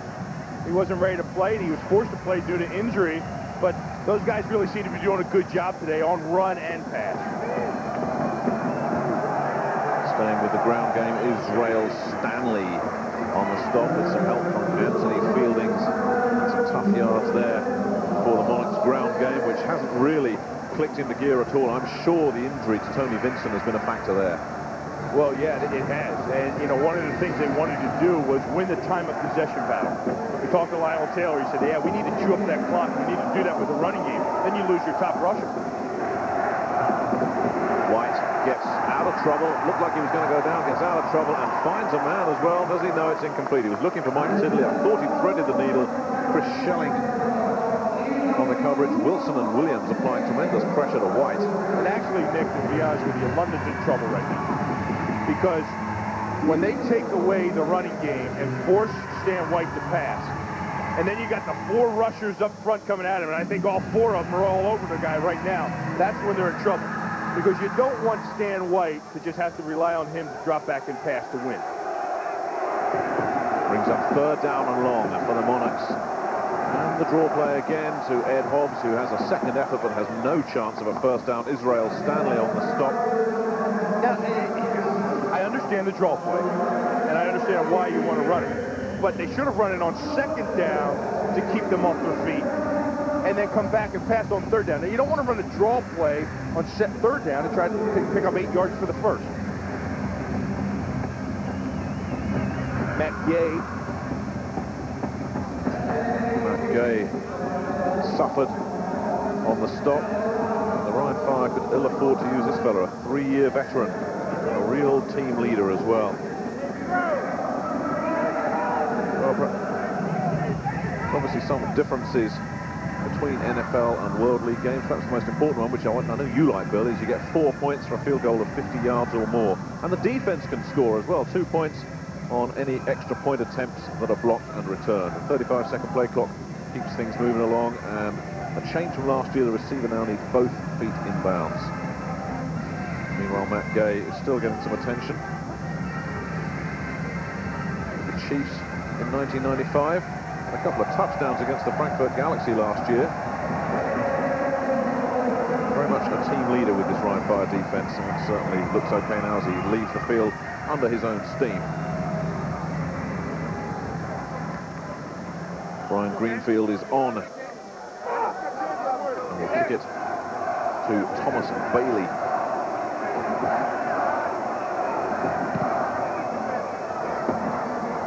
Fair catch called for by Bailey on his own 27-yard line. Roel Blenman, the first man in coverage for the London Monarchs. So Galen Hall with a chance to extend the lead. Crowd of nearly 15,000 here this afternoon. That's pretty good. Encouraging. Shows there's a good, solid base of fans here in Dusseldorf for a team that is still looking for its first winning season. Wow, here's a call. Well, Galen Hall has done a good job down here and done a good job in the World League.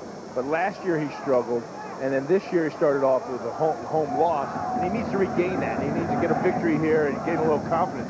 And Germans love football down here. Frankfurt has a big following, and I think you can get a couple wins here in the Rhine area, Dusseldorf region. I think that all the fans that come out of the woodworks can get behind this club. Galen Hall, of course, spent a number of successful years with the University of Florida, and produced a couple of good running backs there as well. Neil Anderson, and of course this fella here. You know all about this fella, Bill. Emmitt Smith. He can play a bit, can't he? Just a tad. Second down and 5. Close to first down yardage. John Solomon in on the stop. Derek Clark getting some playing time here as Galen Hall plays possession football. That's a smart thing to do. I mean, he has a comfortable lead, and let's work on his weakness. He was very concerned coming into the game, Nick, about the offensive line. Like I said, with the injury, they only have 6 guys there. And it's been a third quarter of near complete dominance for the Rhine Fire. The Monarchs have been able to do virtually nothing on offense or defense. Clark picks his way through for a first down. Kevin Gaines on the stop, but they'll move the chains. Last week, Nick, even though they sustained a loss, they led the league in rushing. They rushed for 174 yards last week. They had two backs, Derek Clark and Carter, who averaged 5.6 yards a carry last week. And then they're coming out here to, again, and establishing the run and getting some nice pop per clip. On first down, they stay on the ground again. A good second effort from Derek Clark will bring him about 9 yards. He's eventually stopped by the linebackers Solomon and Berman, but really should have been stopped earlier. I think London's defense is starting to feel it a bit. They've been on the field most of this second half.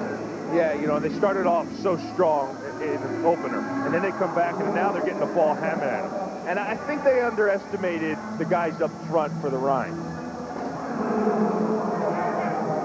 That offensive line's done a good job. And in this league, as well as any league, Nick, you can run the football, you can win. And running is what they're continuing to do. Herman Smith on the stop. Jeff Hunter was there as well, but Derek Clark is really starting to pound it out for the Rhine Fire, the former Denver Bronco.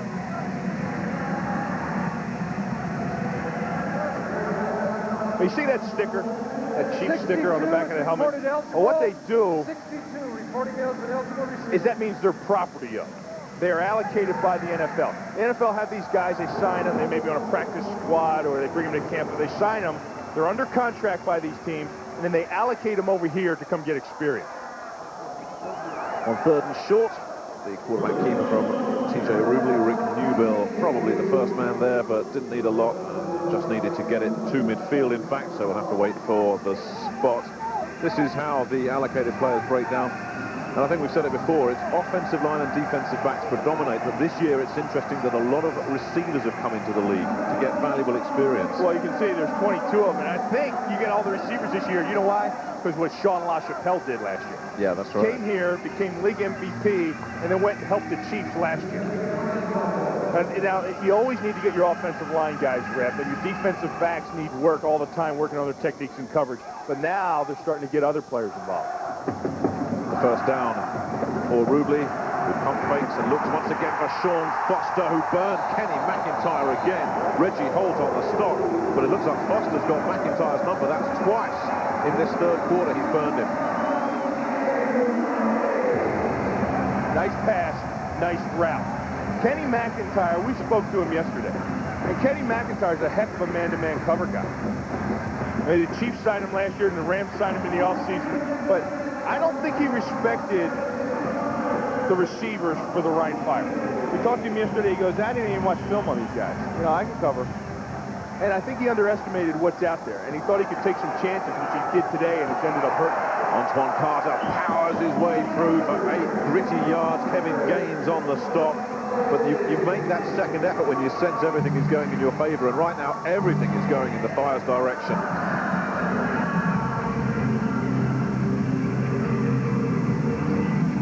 Antoine Carter hits that hole hard. And then when he gets hit by Gaines, he's able to spin off and gain an extra yard or two. And that'll do it as far as the third quarter is concerned. It's a third quarter that London will be happy to see the back of. It's been disastrous for them, and it's the Fire knocking on the door once again.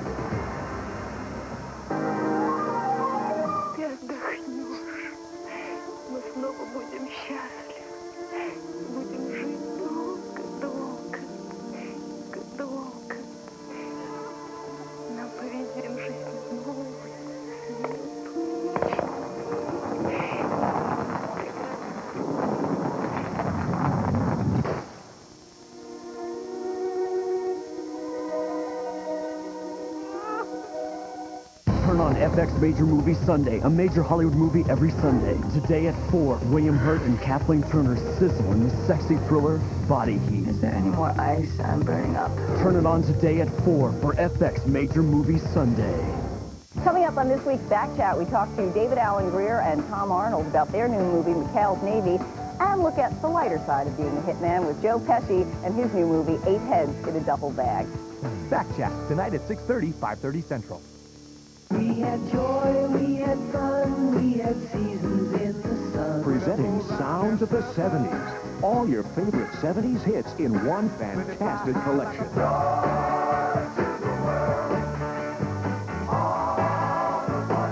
Get Sounds of the 70s for just $9.99 on compact disc or double-length cassette. That's 22 fabulous hits.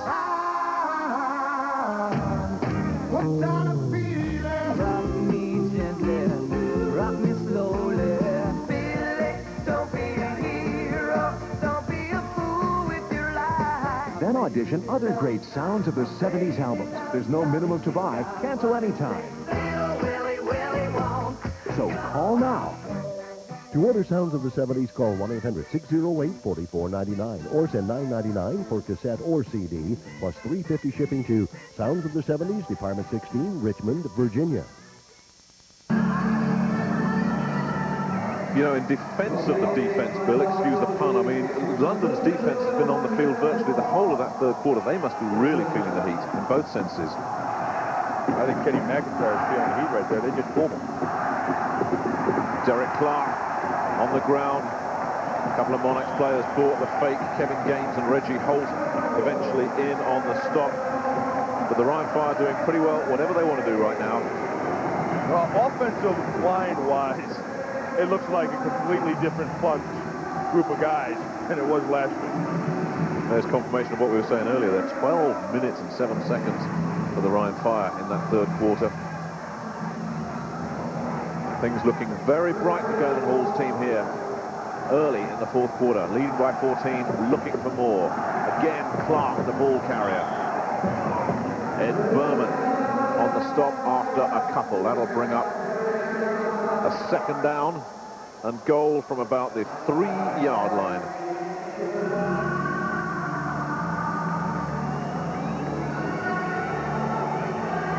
Galen Hall always passive on the sidelines, whatever's going on.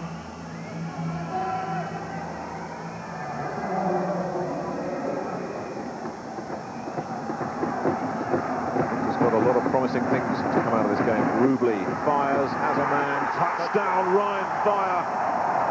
And this time, it's David Rhodes. And this time, Galen Hall does celebrate.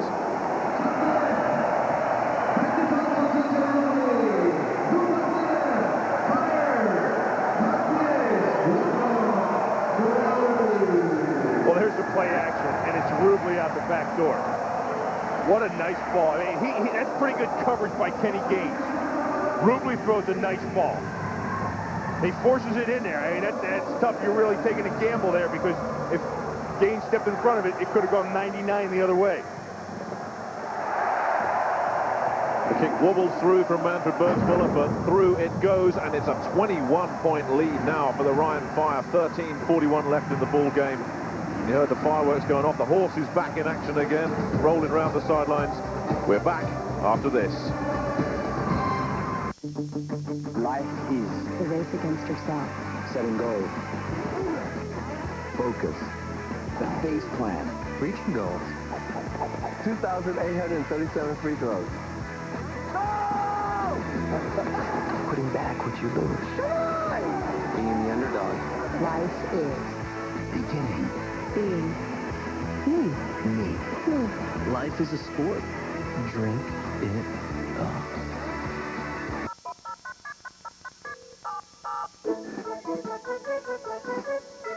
This is the sound of small businesses doing more business with Fridays free. They're doing more because thanks to Sprint, all their long distance on Fridays is free. While the rest of the week, they're still getting Sprint's low flat rates. Even better, call now and get Fridays free until the year 2000 with no term commitment.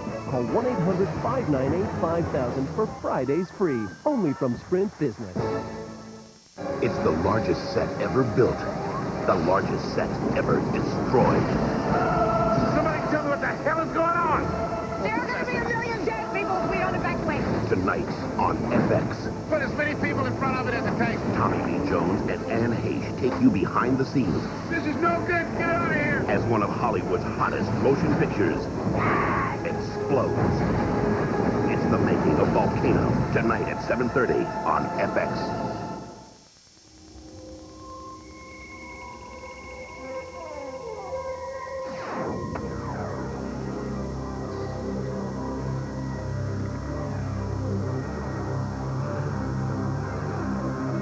I don't use a blindfold in games.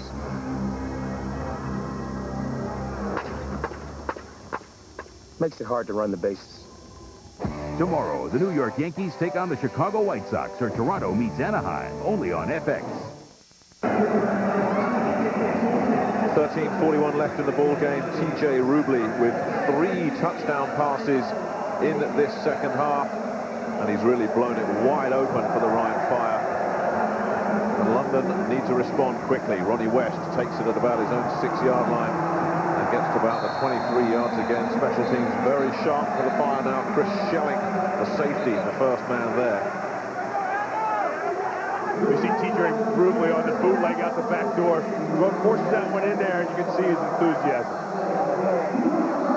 Finally coming together. And for him, you know, after last week, Dick, moving the ball up and down the field, he's got to be happy that he's getting it in the end zone today. Yeah, absolutely right. And he's a real scrappy leader, isn't he? I mean, he impressed both of us talking to him. He said, I haven't come over here to lose and to play badly. And Preston Jones comes in at quarterback for the London Monarchs, who've made the switch. Jones, who was their starter last year, fires a completion to Alan Allen.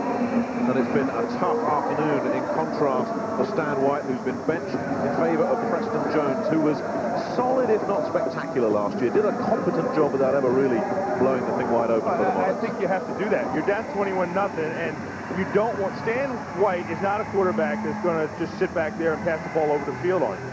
He's not very mobile, and Preston Jones last year, that's all he could do. Pressure comes, Jones goes down, Dunstan Anderson gets his 2nd sack of the day, and there's the man that released him last season. Watch Dunstan Anderson. It's one thing as a defensive lineman, when you're up 21-0, you know what they're going to do, and it's a big, big advantage. And even if they do get a run, Nick, if they bust a run up with the inside of you and you're playing pass, who cares? I mean, it's not going to go for 80 yards. You've got linebackers and safeties back there, so all you do is key on playing that run and getting sacks. That's what Dunstan Anderson did. 3rd and long, Jones takes a deep drop, swings it out to Hobbs, who's got a lot of work to do, gets past Fieldings, but is well short of first down yardage.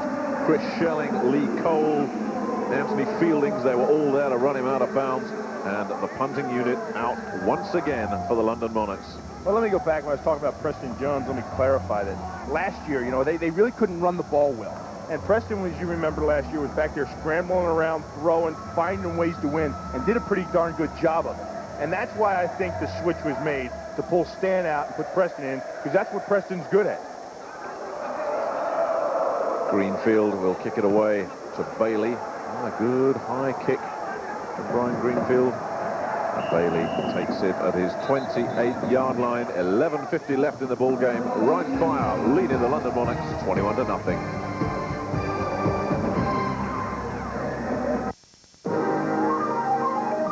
Karch Karai is a big fat bully.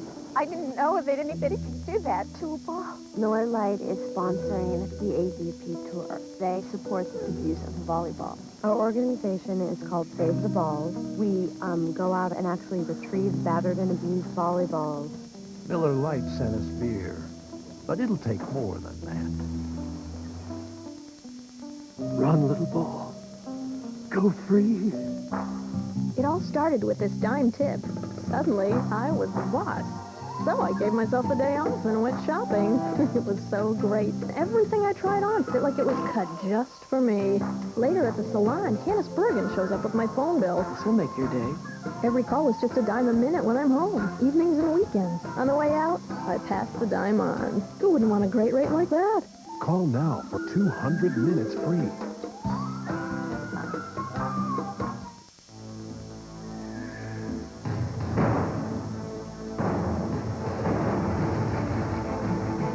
This year at the Kentucky Derby, the Preakness, and the Belmont Stakes, there's an absolute 100% sure thing. If you try to use American Express, you won't get in, because the Triple Crown only takes Visa. It's everywhere you want to be. Whenever there's a say hello, whenever there's a touch, a handshake will follow. Whenever there's a laughing at you, never dead. It's a groove that we do. With the T-Joke cape, for the pop the top. It's a long way to be. The best that won't stop. Always Coca-Cola. Back in Dusseldorf, Nick Halling with Bill Marston. Bill, we talked a lot about the Fire offense. Their defense has limited London to just something like 100 yards total offense all game. They played pretty well, especially the guys up front, all over Stan White from the beginning of the game. The Fire looking for more. Antoine Carter doesn't get much. Will probably be dropped for a loss. Emil Palmer, the first man there. Herman Smith with an assist.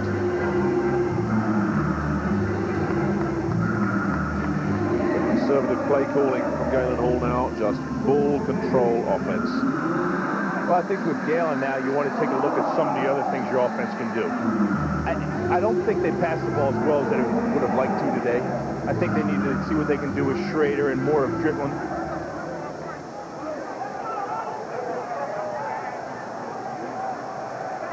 Second down and long.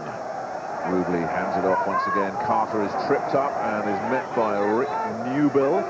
It'll pick up about 3 yards, and that'll be a third down and 9 for the Fire. Just under 11 minutes remaining. And along those thoughts, Nick, you know, those 2 touchdowns that TJ threw, they were touchdowns.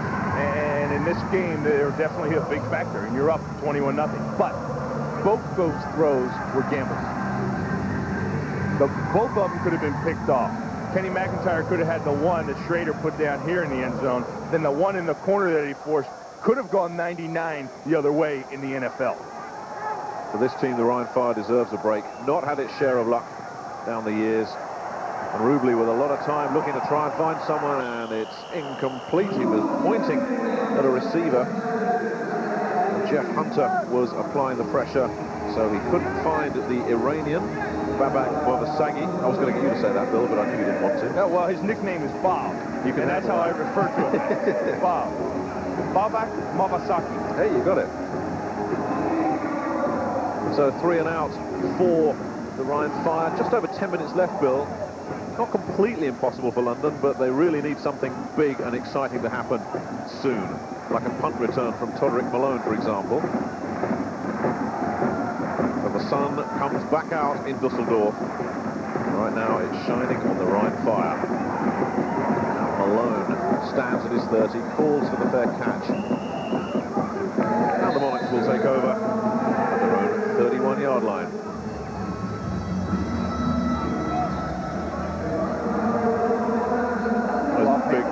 Big Olaf. I mean, I think he was a guy that came in with some question marks against him. But the line has really answered the call, and Olaf has certainly answered the call. A guy that's played hurt, but has come through well today. He's done a good job for him, Big Olaf. And you know what else is that he's a smart guy, too, because he's not only into football, he's into marketing.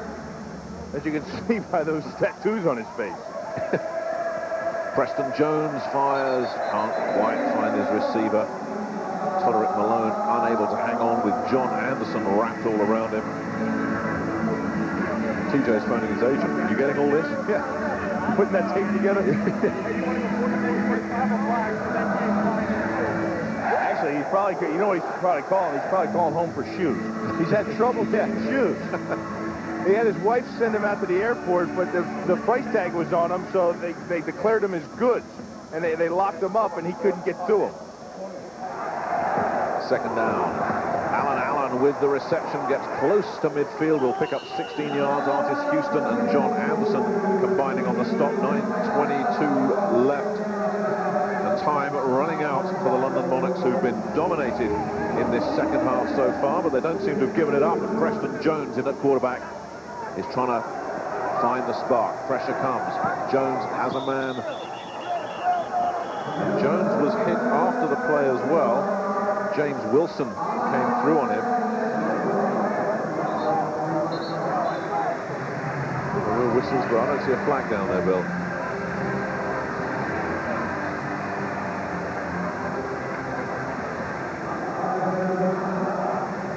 Too many men on the field. Rhine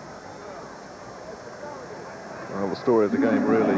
London sacked 4 times, 3 big catches for Sean Foster, 3 touchdowns for TJ Rubley. That's the second time Ryan has been penalized for too many men on the field. Yeah, I think Galen will give him a pat on the back, and he'll follow that up with, right, we've got a few things we need to iron out here as well. It's no room for complacency for the Fire on this performance either. Interesting to see Sean Foster with those 3 catches there. You know, long-time London Monarchs fans will remember that guy from 1992. Got a 98-yard touchdown pass against Frankfurt from Stan Gelbar. And the Monarchs could probably do with him now because they've struggled this half. Look at that. That's ugly. Lionel Taylor knows it's ugly. He knows it. Preston Jones working a 1st and 5, and it takes a hop. Bad James Wilson applying the pressure. Alan Allen was the intended receiver. Bad throw, and Preston knows that that was his fault. Sometimes you see things as a quarterback, and you know it's there, and you want it so badly that you just rush all your fundamentals. And I saw Stan do it early, and TJ did it early on, and now Preston's in, and that was his turn. Jones on 2nd down and 5 gets Todrick Malone, who steps out of bounds at about the 42, and that's, in fact, the officials have given him a very bad spot, taking a yard off him.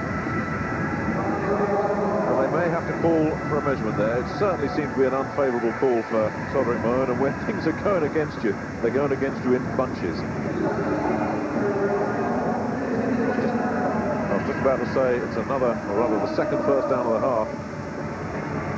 But we're going to have to call a measurement. Well, the NFL draft, of course, going on over the weekend, and to nobody's great surprise, Orlando Pace, the big tackle, goes to St. Louis. But 1 or 2 surprises in there, Bill. Well, not actually. The first round, it was almost as predicted. Orlando Pace, the big tackle from Ohio State, and then Darrell Russell, the defensive lineman from USC. Now, it was real rich, the draft, in defensive linemen and defensive backs. Sean Springs, they got Peter Boulware, defensive end from Florida State, Bryant Westbrook. A lot of DBs in the first 3 rounds. That's what everybody's looking for, a cover guy. And Malone has come up 6 inches short. Brings up 3rd down and inches for the Monarchs. Malone and Stallworth wide. And Ed Hobbs gets the carry and picks up about 6 yards. Anthony Fielding's Aubrey Beavers in on the stop. But they'll move the chains and the clock keeps running. We're down to just over 8 minutes and the Monarchs down by 21.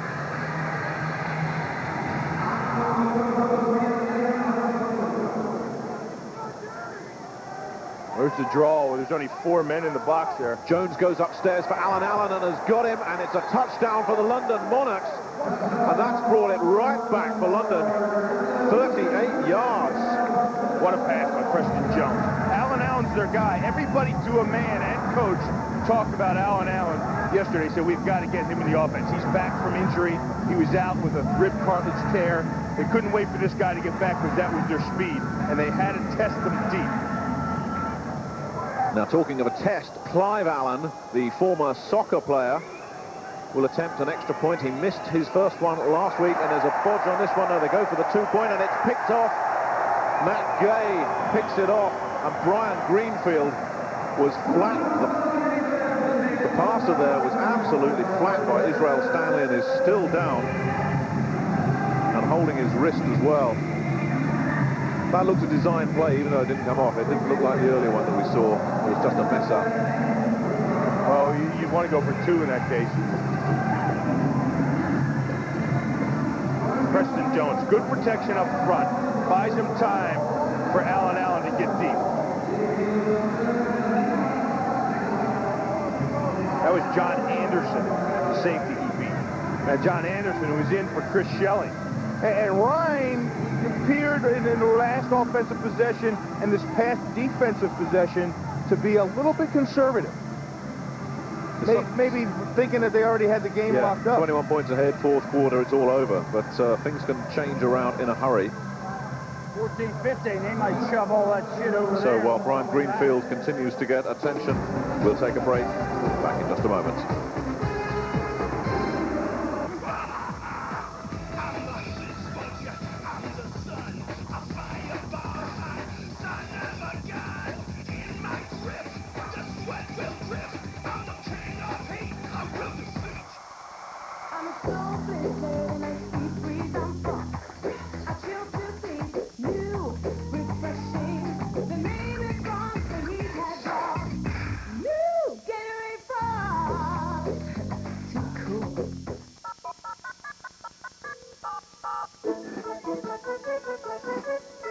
This is the sound of small businesses doing more business with Fridays free. They're doing more because thanks to Sprint, all their long distance on Fridays is free. While the rest of the week, they're still getting Sprint's low flat rates. Even better, call now and get Fridays free until the year 2000 with no term commitment. Call 1-800-598-5000 for Fridays free. Only from Sprint Business.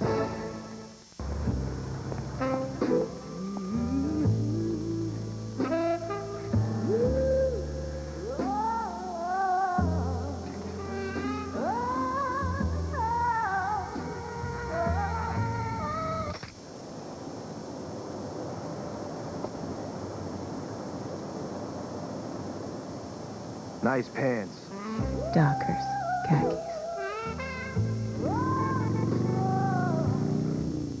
Searching for major movies? Turn on FX Major Movie Sunday. A major Hollywood movie every Sunday. I don't believe it. Tonight at 8, two-time Academy Award winner Tom Hanks rolls out the laughs in the outrageous comedy Bachelor Party. Let's have a bachelor party! Catch Tom Hanks in one of his most hilarious roles ever. Thanks, pal!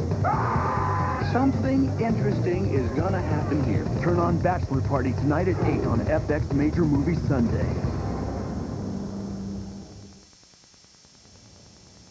Eric Clemens back in our FX studios in New York. In case you missed it, game one of our doubleheader, Barcelona and a mild surprise dominating in Scotland. Let's go to Edinburgh, where the fans at Murray Field were hoping for the Claymore 7th straight home victory. But no, John Kitna from Seattle passes to his teammate Tyree Davis. 45 yards later, he's in. 10-0 Dragons at the half.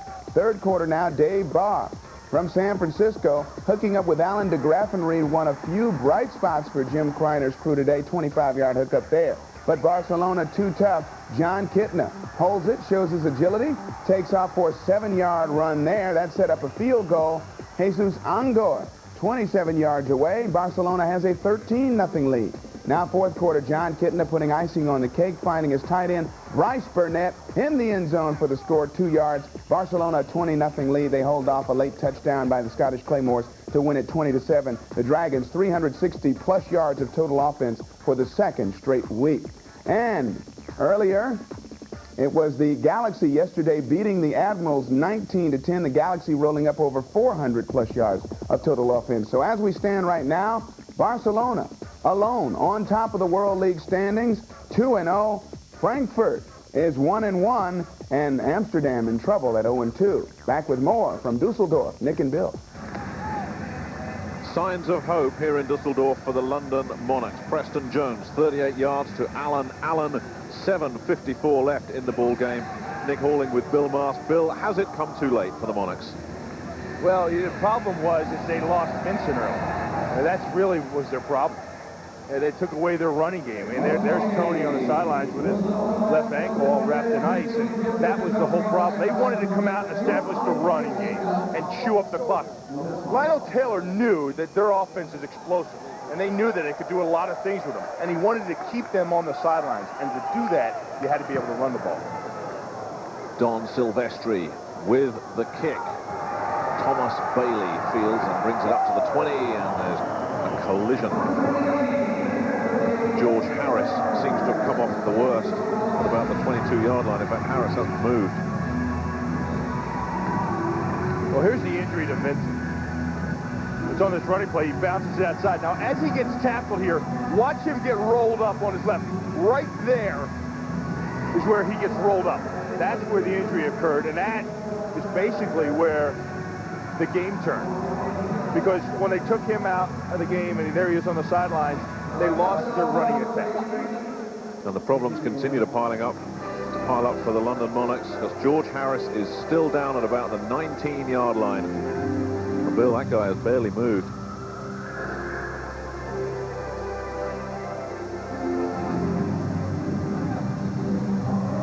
Well, you hate to speculate like anything, but I can tell you, running down there on those kickoffs is probably one of the most dangerous things you could possibly do. Now, you know, they say in baseball, you're standing up there and you're facing a 95-mile-an-hour fastball, you can hit the head. And when you're running down there full speed, and there's some guy out there that can seek you out and just hit you in the ear hole. Yeah, it was the collision there with Thomas Bailey and Roel Blenman, and Harris just kind of got... the guy that looks like he should be down is Roel Blenman. Yeah. But what happened was it looked like he got a knee to the helmet. As George Harris went in on the tackle, it looks like he got a knee to the helmet. But he's a tough guy, Harris. You know, he says his toughest opponent was Mike Allstott, and he says the guy he'd like to meet is Tom Rathman, and his hero is Ronnie Lott. I mean, those three are peas out of the same pot, aren't they? Yeah, when you talk about tough, you can mention all three of those guys' names. Rubley hands it off once again, and the London Monarchs continue to have trouble stopping the run. Ricky Powers on this occasion. I didn't talk enough about their three backs. I mean, I think the Ryan Fire has three nice backs, and they all complement each other. Carter and Ricky Powers and Derek Clark.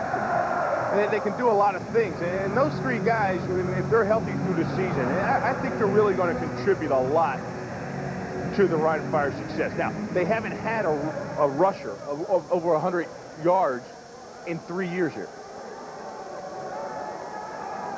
Second down and long for the Fire, protecting this 21-6 lead, staying on the ground with Powers, Rick Newbill in on the stop, and then the gang tackling coming in. You know, we've talked about their receivers, you just talked about their backs. One guy we've hardly seen today is that tight end, A.J. Offadile from the Ravens. He can do some things for the Fire as well.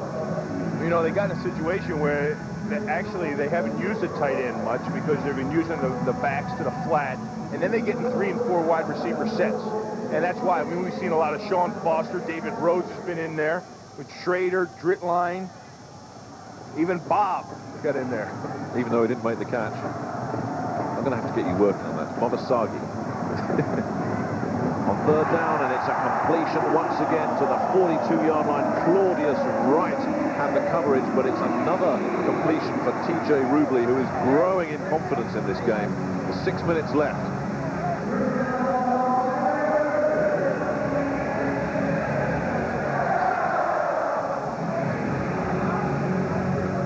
Rubley, you know, it's little passes like that he needs to continually get, and right now is a good time to do it.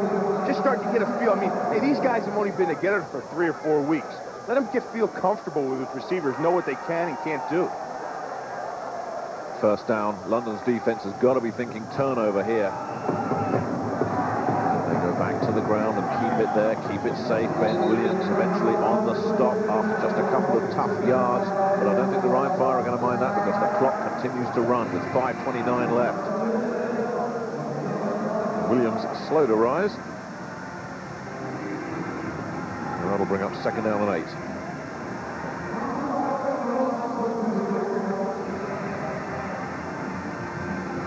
Sean Foster having himself a pretty good day for a backup guy. He's not even one of their top 3 receivers. Now, Ryan starts 3 wide receivers, and he's not one of them. He backs up Thomas Bailey. Against his former team as well. Two ex-London Monarchs have stood out today. Rubley throws that one away. Dunstan, the flag comes in. Herman Smith applying the pressure. Well, that's going to be pass interference. They disrupted Foster's route. And they being Claudius Wright.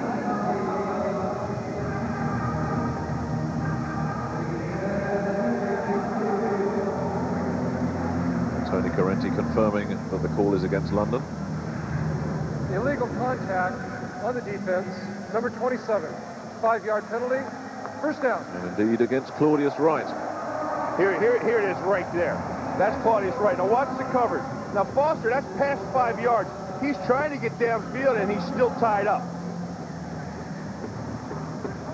Now, you're allowed an initial shot, especially if you're up on the line of scrimmage playing man-to-man. There's a range in there, roughly of 5 yards. But when you just grasp the receiver and tie him up like that. That's one way of stopping him. It's about the only way they stopped Sean Foster today.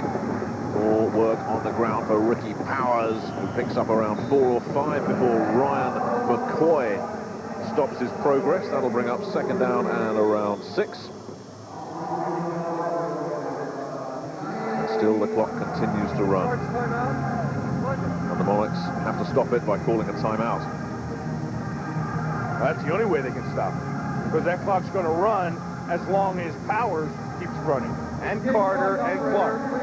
As long as they keep running, so will the clock. 4:41. Certainly keeping them fresh in the fire backfield, which is a problem that Lionel Taylor has had with Vincent on the sidelines. They've got Ed Hobbs, who's predominantly a fullback, Avram Smith, who's not got a lot of experience. He doesn't have too many options if Vincent goes down. 4:41 on the game clock, please. Well, they moved the game clock back to 4:41 left because when they called timeout, the clock ticked off another 6 seconds. Lionel Taylor, of course, one of the greats.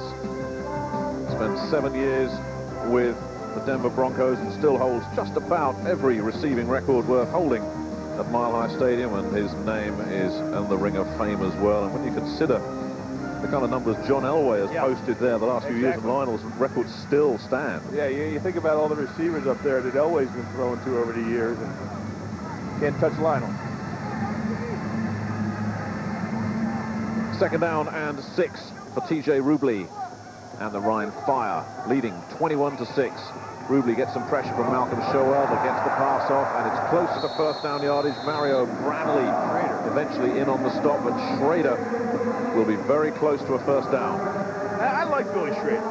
He's allocated by the Green Bay Packers, and he's a guy, he's about 6'3", 6'4", pretty big. He reminds me of LaChapelle. He's a track guy. He was a Division III track All-American. Holds all kinds of records and ran the decathlon. And you know what, though? You categorize those fast guys as track guys. But one thing about Schrader, he's gutsy. He likes taking the hit. He likes going across the middle. You're not going to see any gator arms out of him. And it was a first down. Powers gets stopped by Ryan McCoy, Ben Williams, and John Solomon. Yeah, Bill Schrader was a decathlete. I mean, track and field guys will tell you they are the best athletes of anybody, as London call another timeout. But so often track guys, you know what it's like, they get called wimps as soon as they show up, and I think they all hate that, don't they? Well, especially the personnel guys, the scouts and everybody that watch it, NFL, the scouts go out and look at the players, and yeah, he's a track guy, he ran track, he's a speedster, and you get that label that, well, he's fast, but he's not a receiver. Well, Schrader's a receiver. He'll run the routes, he'll come across the middle, he doesn't shy down the contact. And he'll tell you if you pronounce his name wrong. He don't care who you are. Doesn't even care if it's Bill Mars. I never pronounced his name. Comes over and says, hey, Bill, get it right this week. I said it was Schrader all along. Always said it was Schrader. Second down and 9 at London's 45. 4:22 left. London with just one timeout remaining. And they keep it safe, keep it on the ground. And there's good yardage here for Derek Clark, who's pushed out of bounds at about the 30-yard line by Reggie Holt, but a pickup of about 16. And the Fire really now doing whatever they want when they want. Watch the block by number 70, Spencer Follout. That block right there opens the whole thing up. He takes Malcolm Showell upfield, and Malcolm, he's been around enough to know that when they're running the ball like that, you don't jump upfield. There's not going to be a pass out of that deal. Stay there and stay home in your area. Ball at the 28. Sean Foster is out wide. They stay on the ground again, and the referee makes the stop on Derek Clark. Then Reggie Holt comes and finishes it off with the official making the play. Nice job by the umpire, Garth DeFelice. Umpire's trying to get out of the way.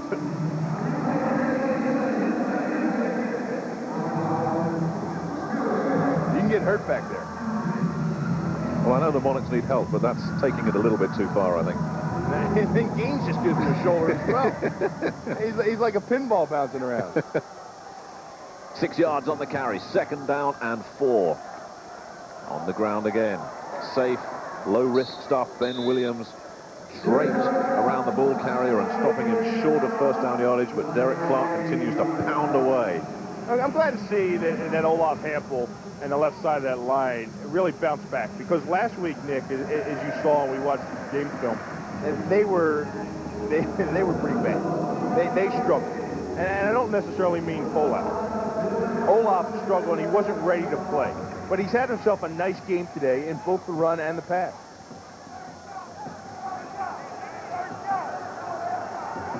Third down and 3. Less than 3 minutes remaining. Ground game again, and that's another first down and more. Big play. Kevin Gaines eventually on the stop, and Derek Clark points the way to first down. Watch number 71, Olaf Hampel. Look at the push. Then he gets up on Newbill, the linebacker, and he's still driving his feet downfield. And I'll tell you, I guarantee you Galen Hall's going to be happy with that. And Olaf was in Denver Broncos camp in '93, but where he learned to play football was right here. He played for the Dusseldorf Panthers. And the Cologne Crocodiles, and as he said, I came out of Nowheresville to NFL camp. First down, and another big play for the Ryan Fire. Antoine Carter pushed out of bounds at about the 1 yard line. Good for first and goal. Reggie Holt saved a touchdown. Sneak it. Sneak it. Galen Hall calls for the quarterback sneak. There's Folau posting up Malcolm Showell in the corner, and then it's Antoine Carter just bouncing into the outside. And you can't get to the outside with just posting up the corner. You need blocking help from your receivers, and they were all down there in the mix of things as well. You heard Galen Hall call for the quarterback sneak. Inside the 1 yard line. The old sneakeroo. Rubley doesn't want to go for the sneak. He gives it to Antoine Carter. We haven't had the decision yet, but it must be a touchdown, and there's confirmation, and Galen Hall can relax at last.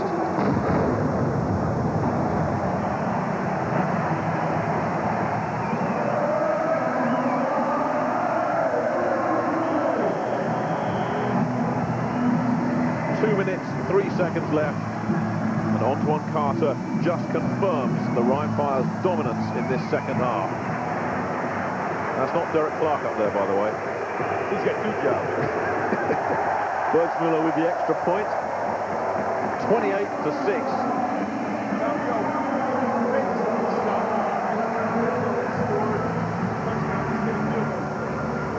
There he is, Carter going in. The only surprise really there, Bill, was that the officials took so long to actually signal it. Well, actually, I thought the surprise was that Galen Hall called for quarterback sneak, but offensive coordinator Ken Karcher called for something else.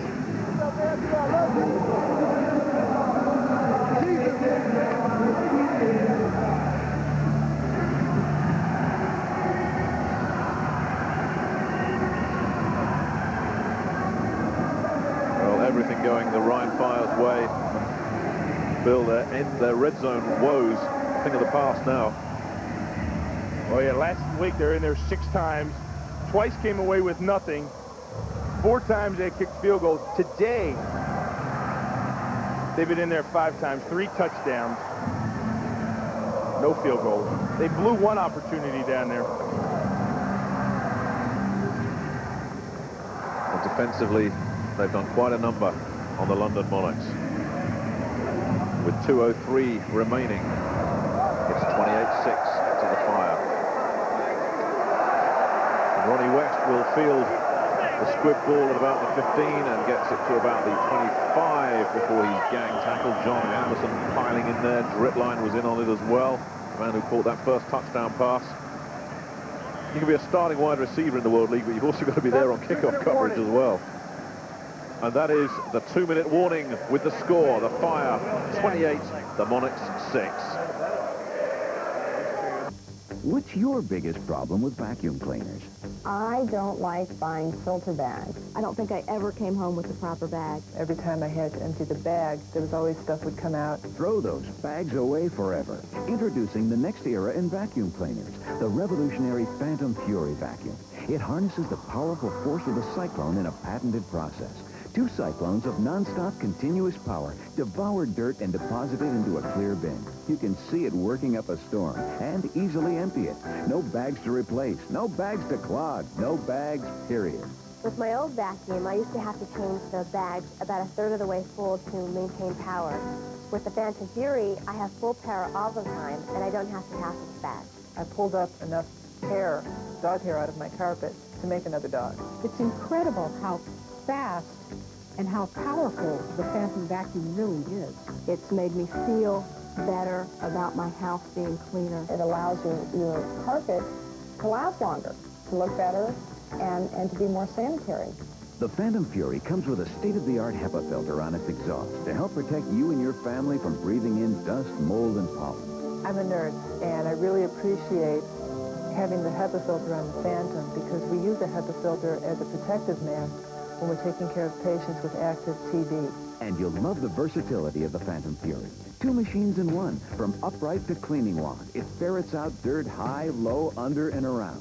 The features of the Phantom Fury are an unbeatable value. It saves you money. The quality is phenomenal. This machine works better than any machine I've ever worked with. Call now for a free video and brochure. The Phantom Fury vacuum cleans up a storm, and you'll never change a bag again. Call now. It really is the best vacuum cleaner I've ever used in my life. I love it. Yeah, it's the best one I've ever had, and I've had to vacuum.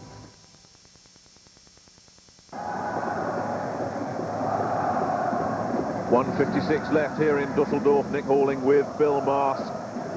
Galen Hall has watched his Rhine Fire really take off in this second half. They've dominated on both sides of the ball. Preston Jones fires, has a man. Mike Titley will pick up around 5 yards, run out of bounds at the 30-yard line, and that'll bring up a 2nd down and 5. Well, that was the best thing that's happened to the London offense. And you know what?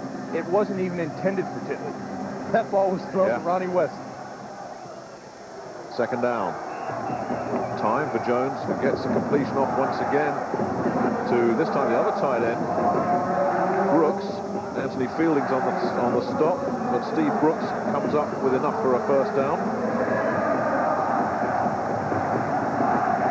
Jones finds a man again, and if he's got it, just couldn't quite find Todrick Malone, who's blown past the coverage. Lee Cole was left for dead. And Lee Cole didn't get the start today.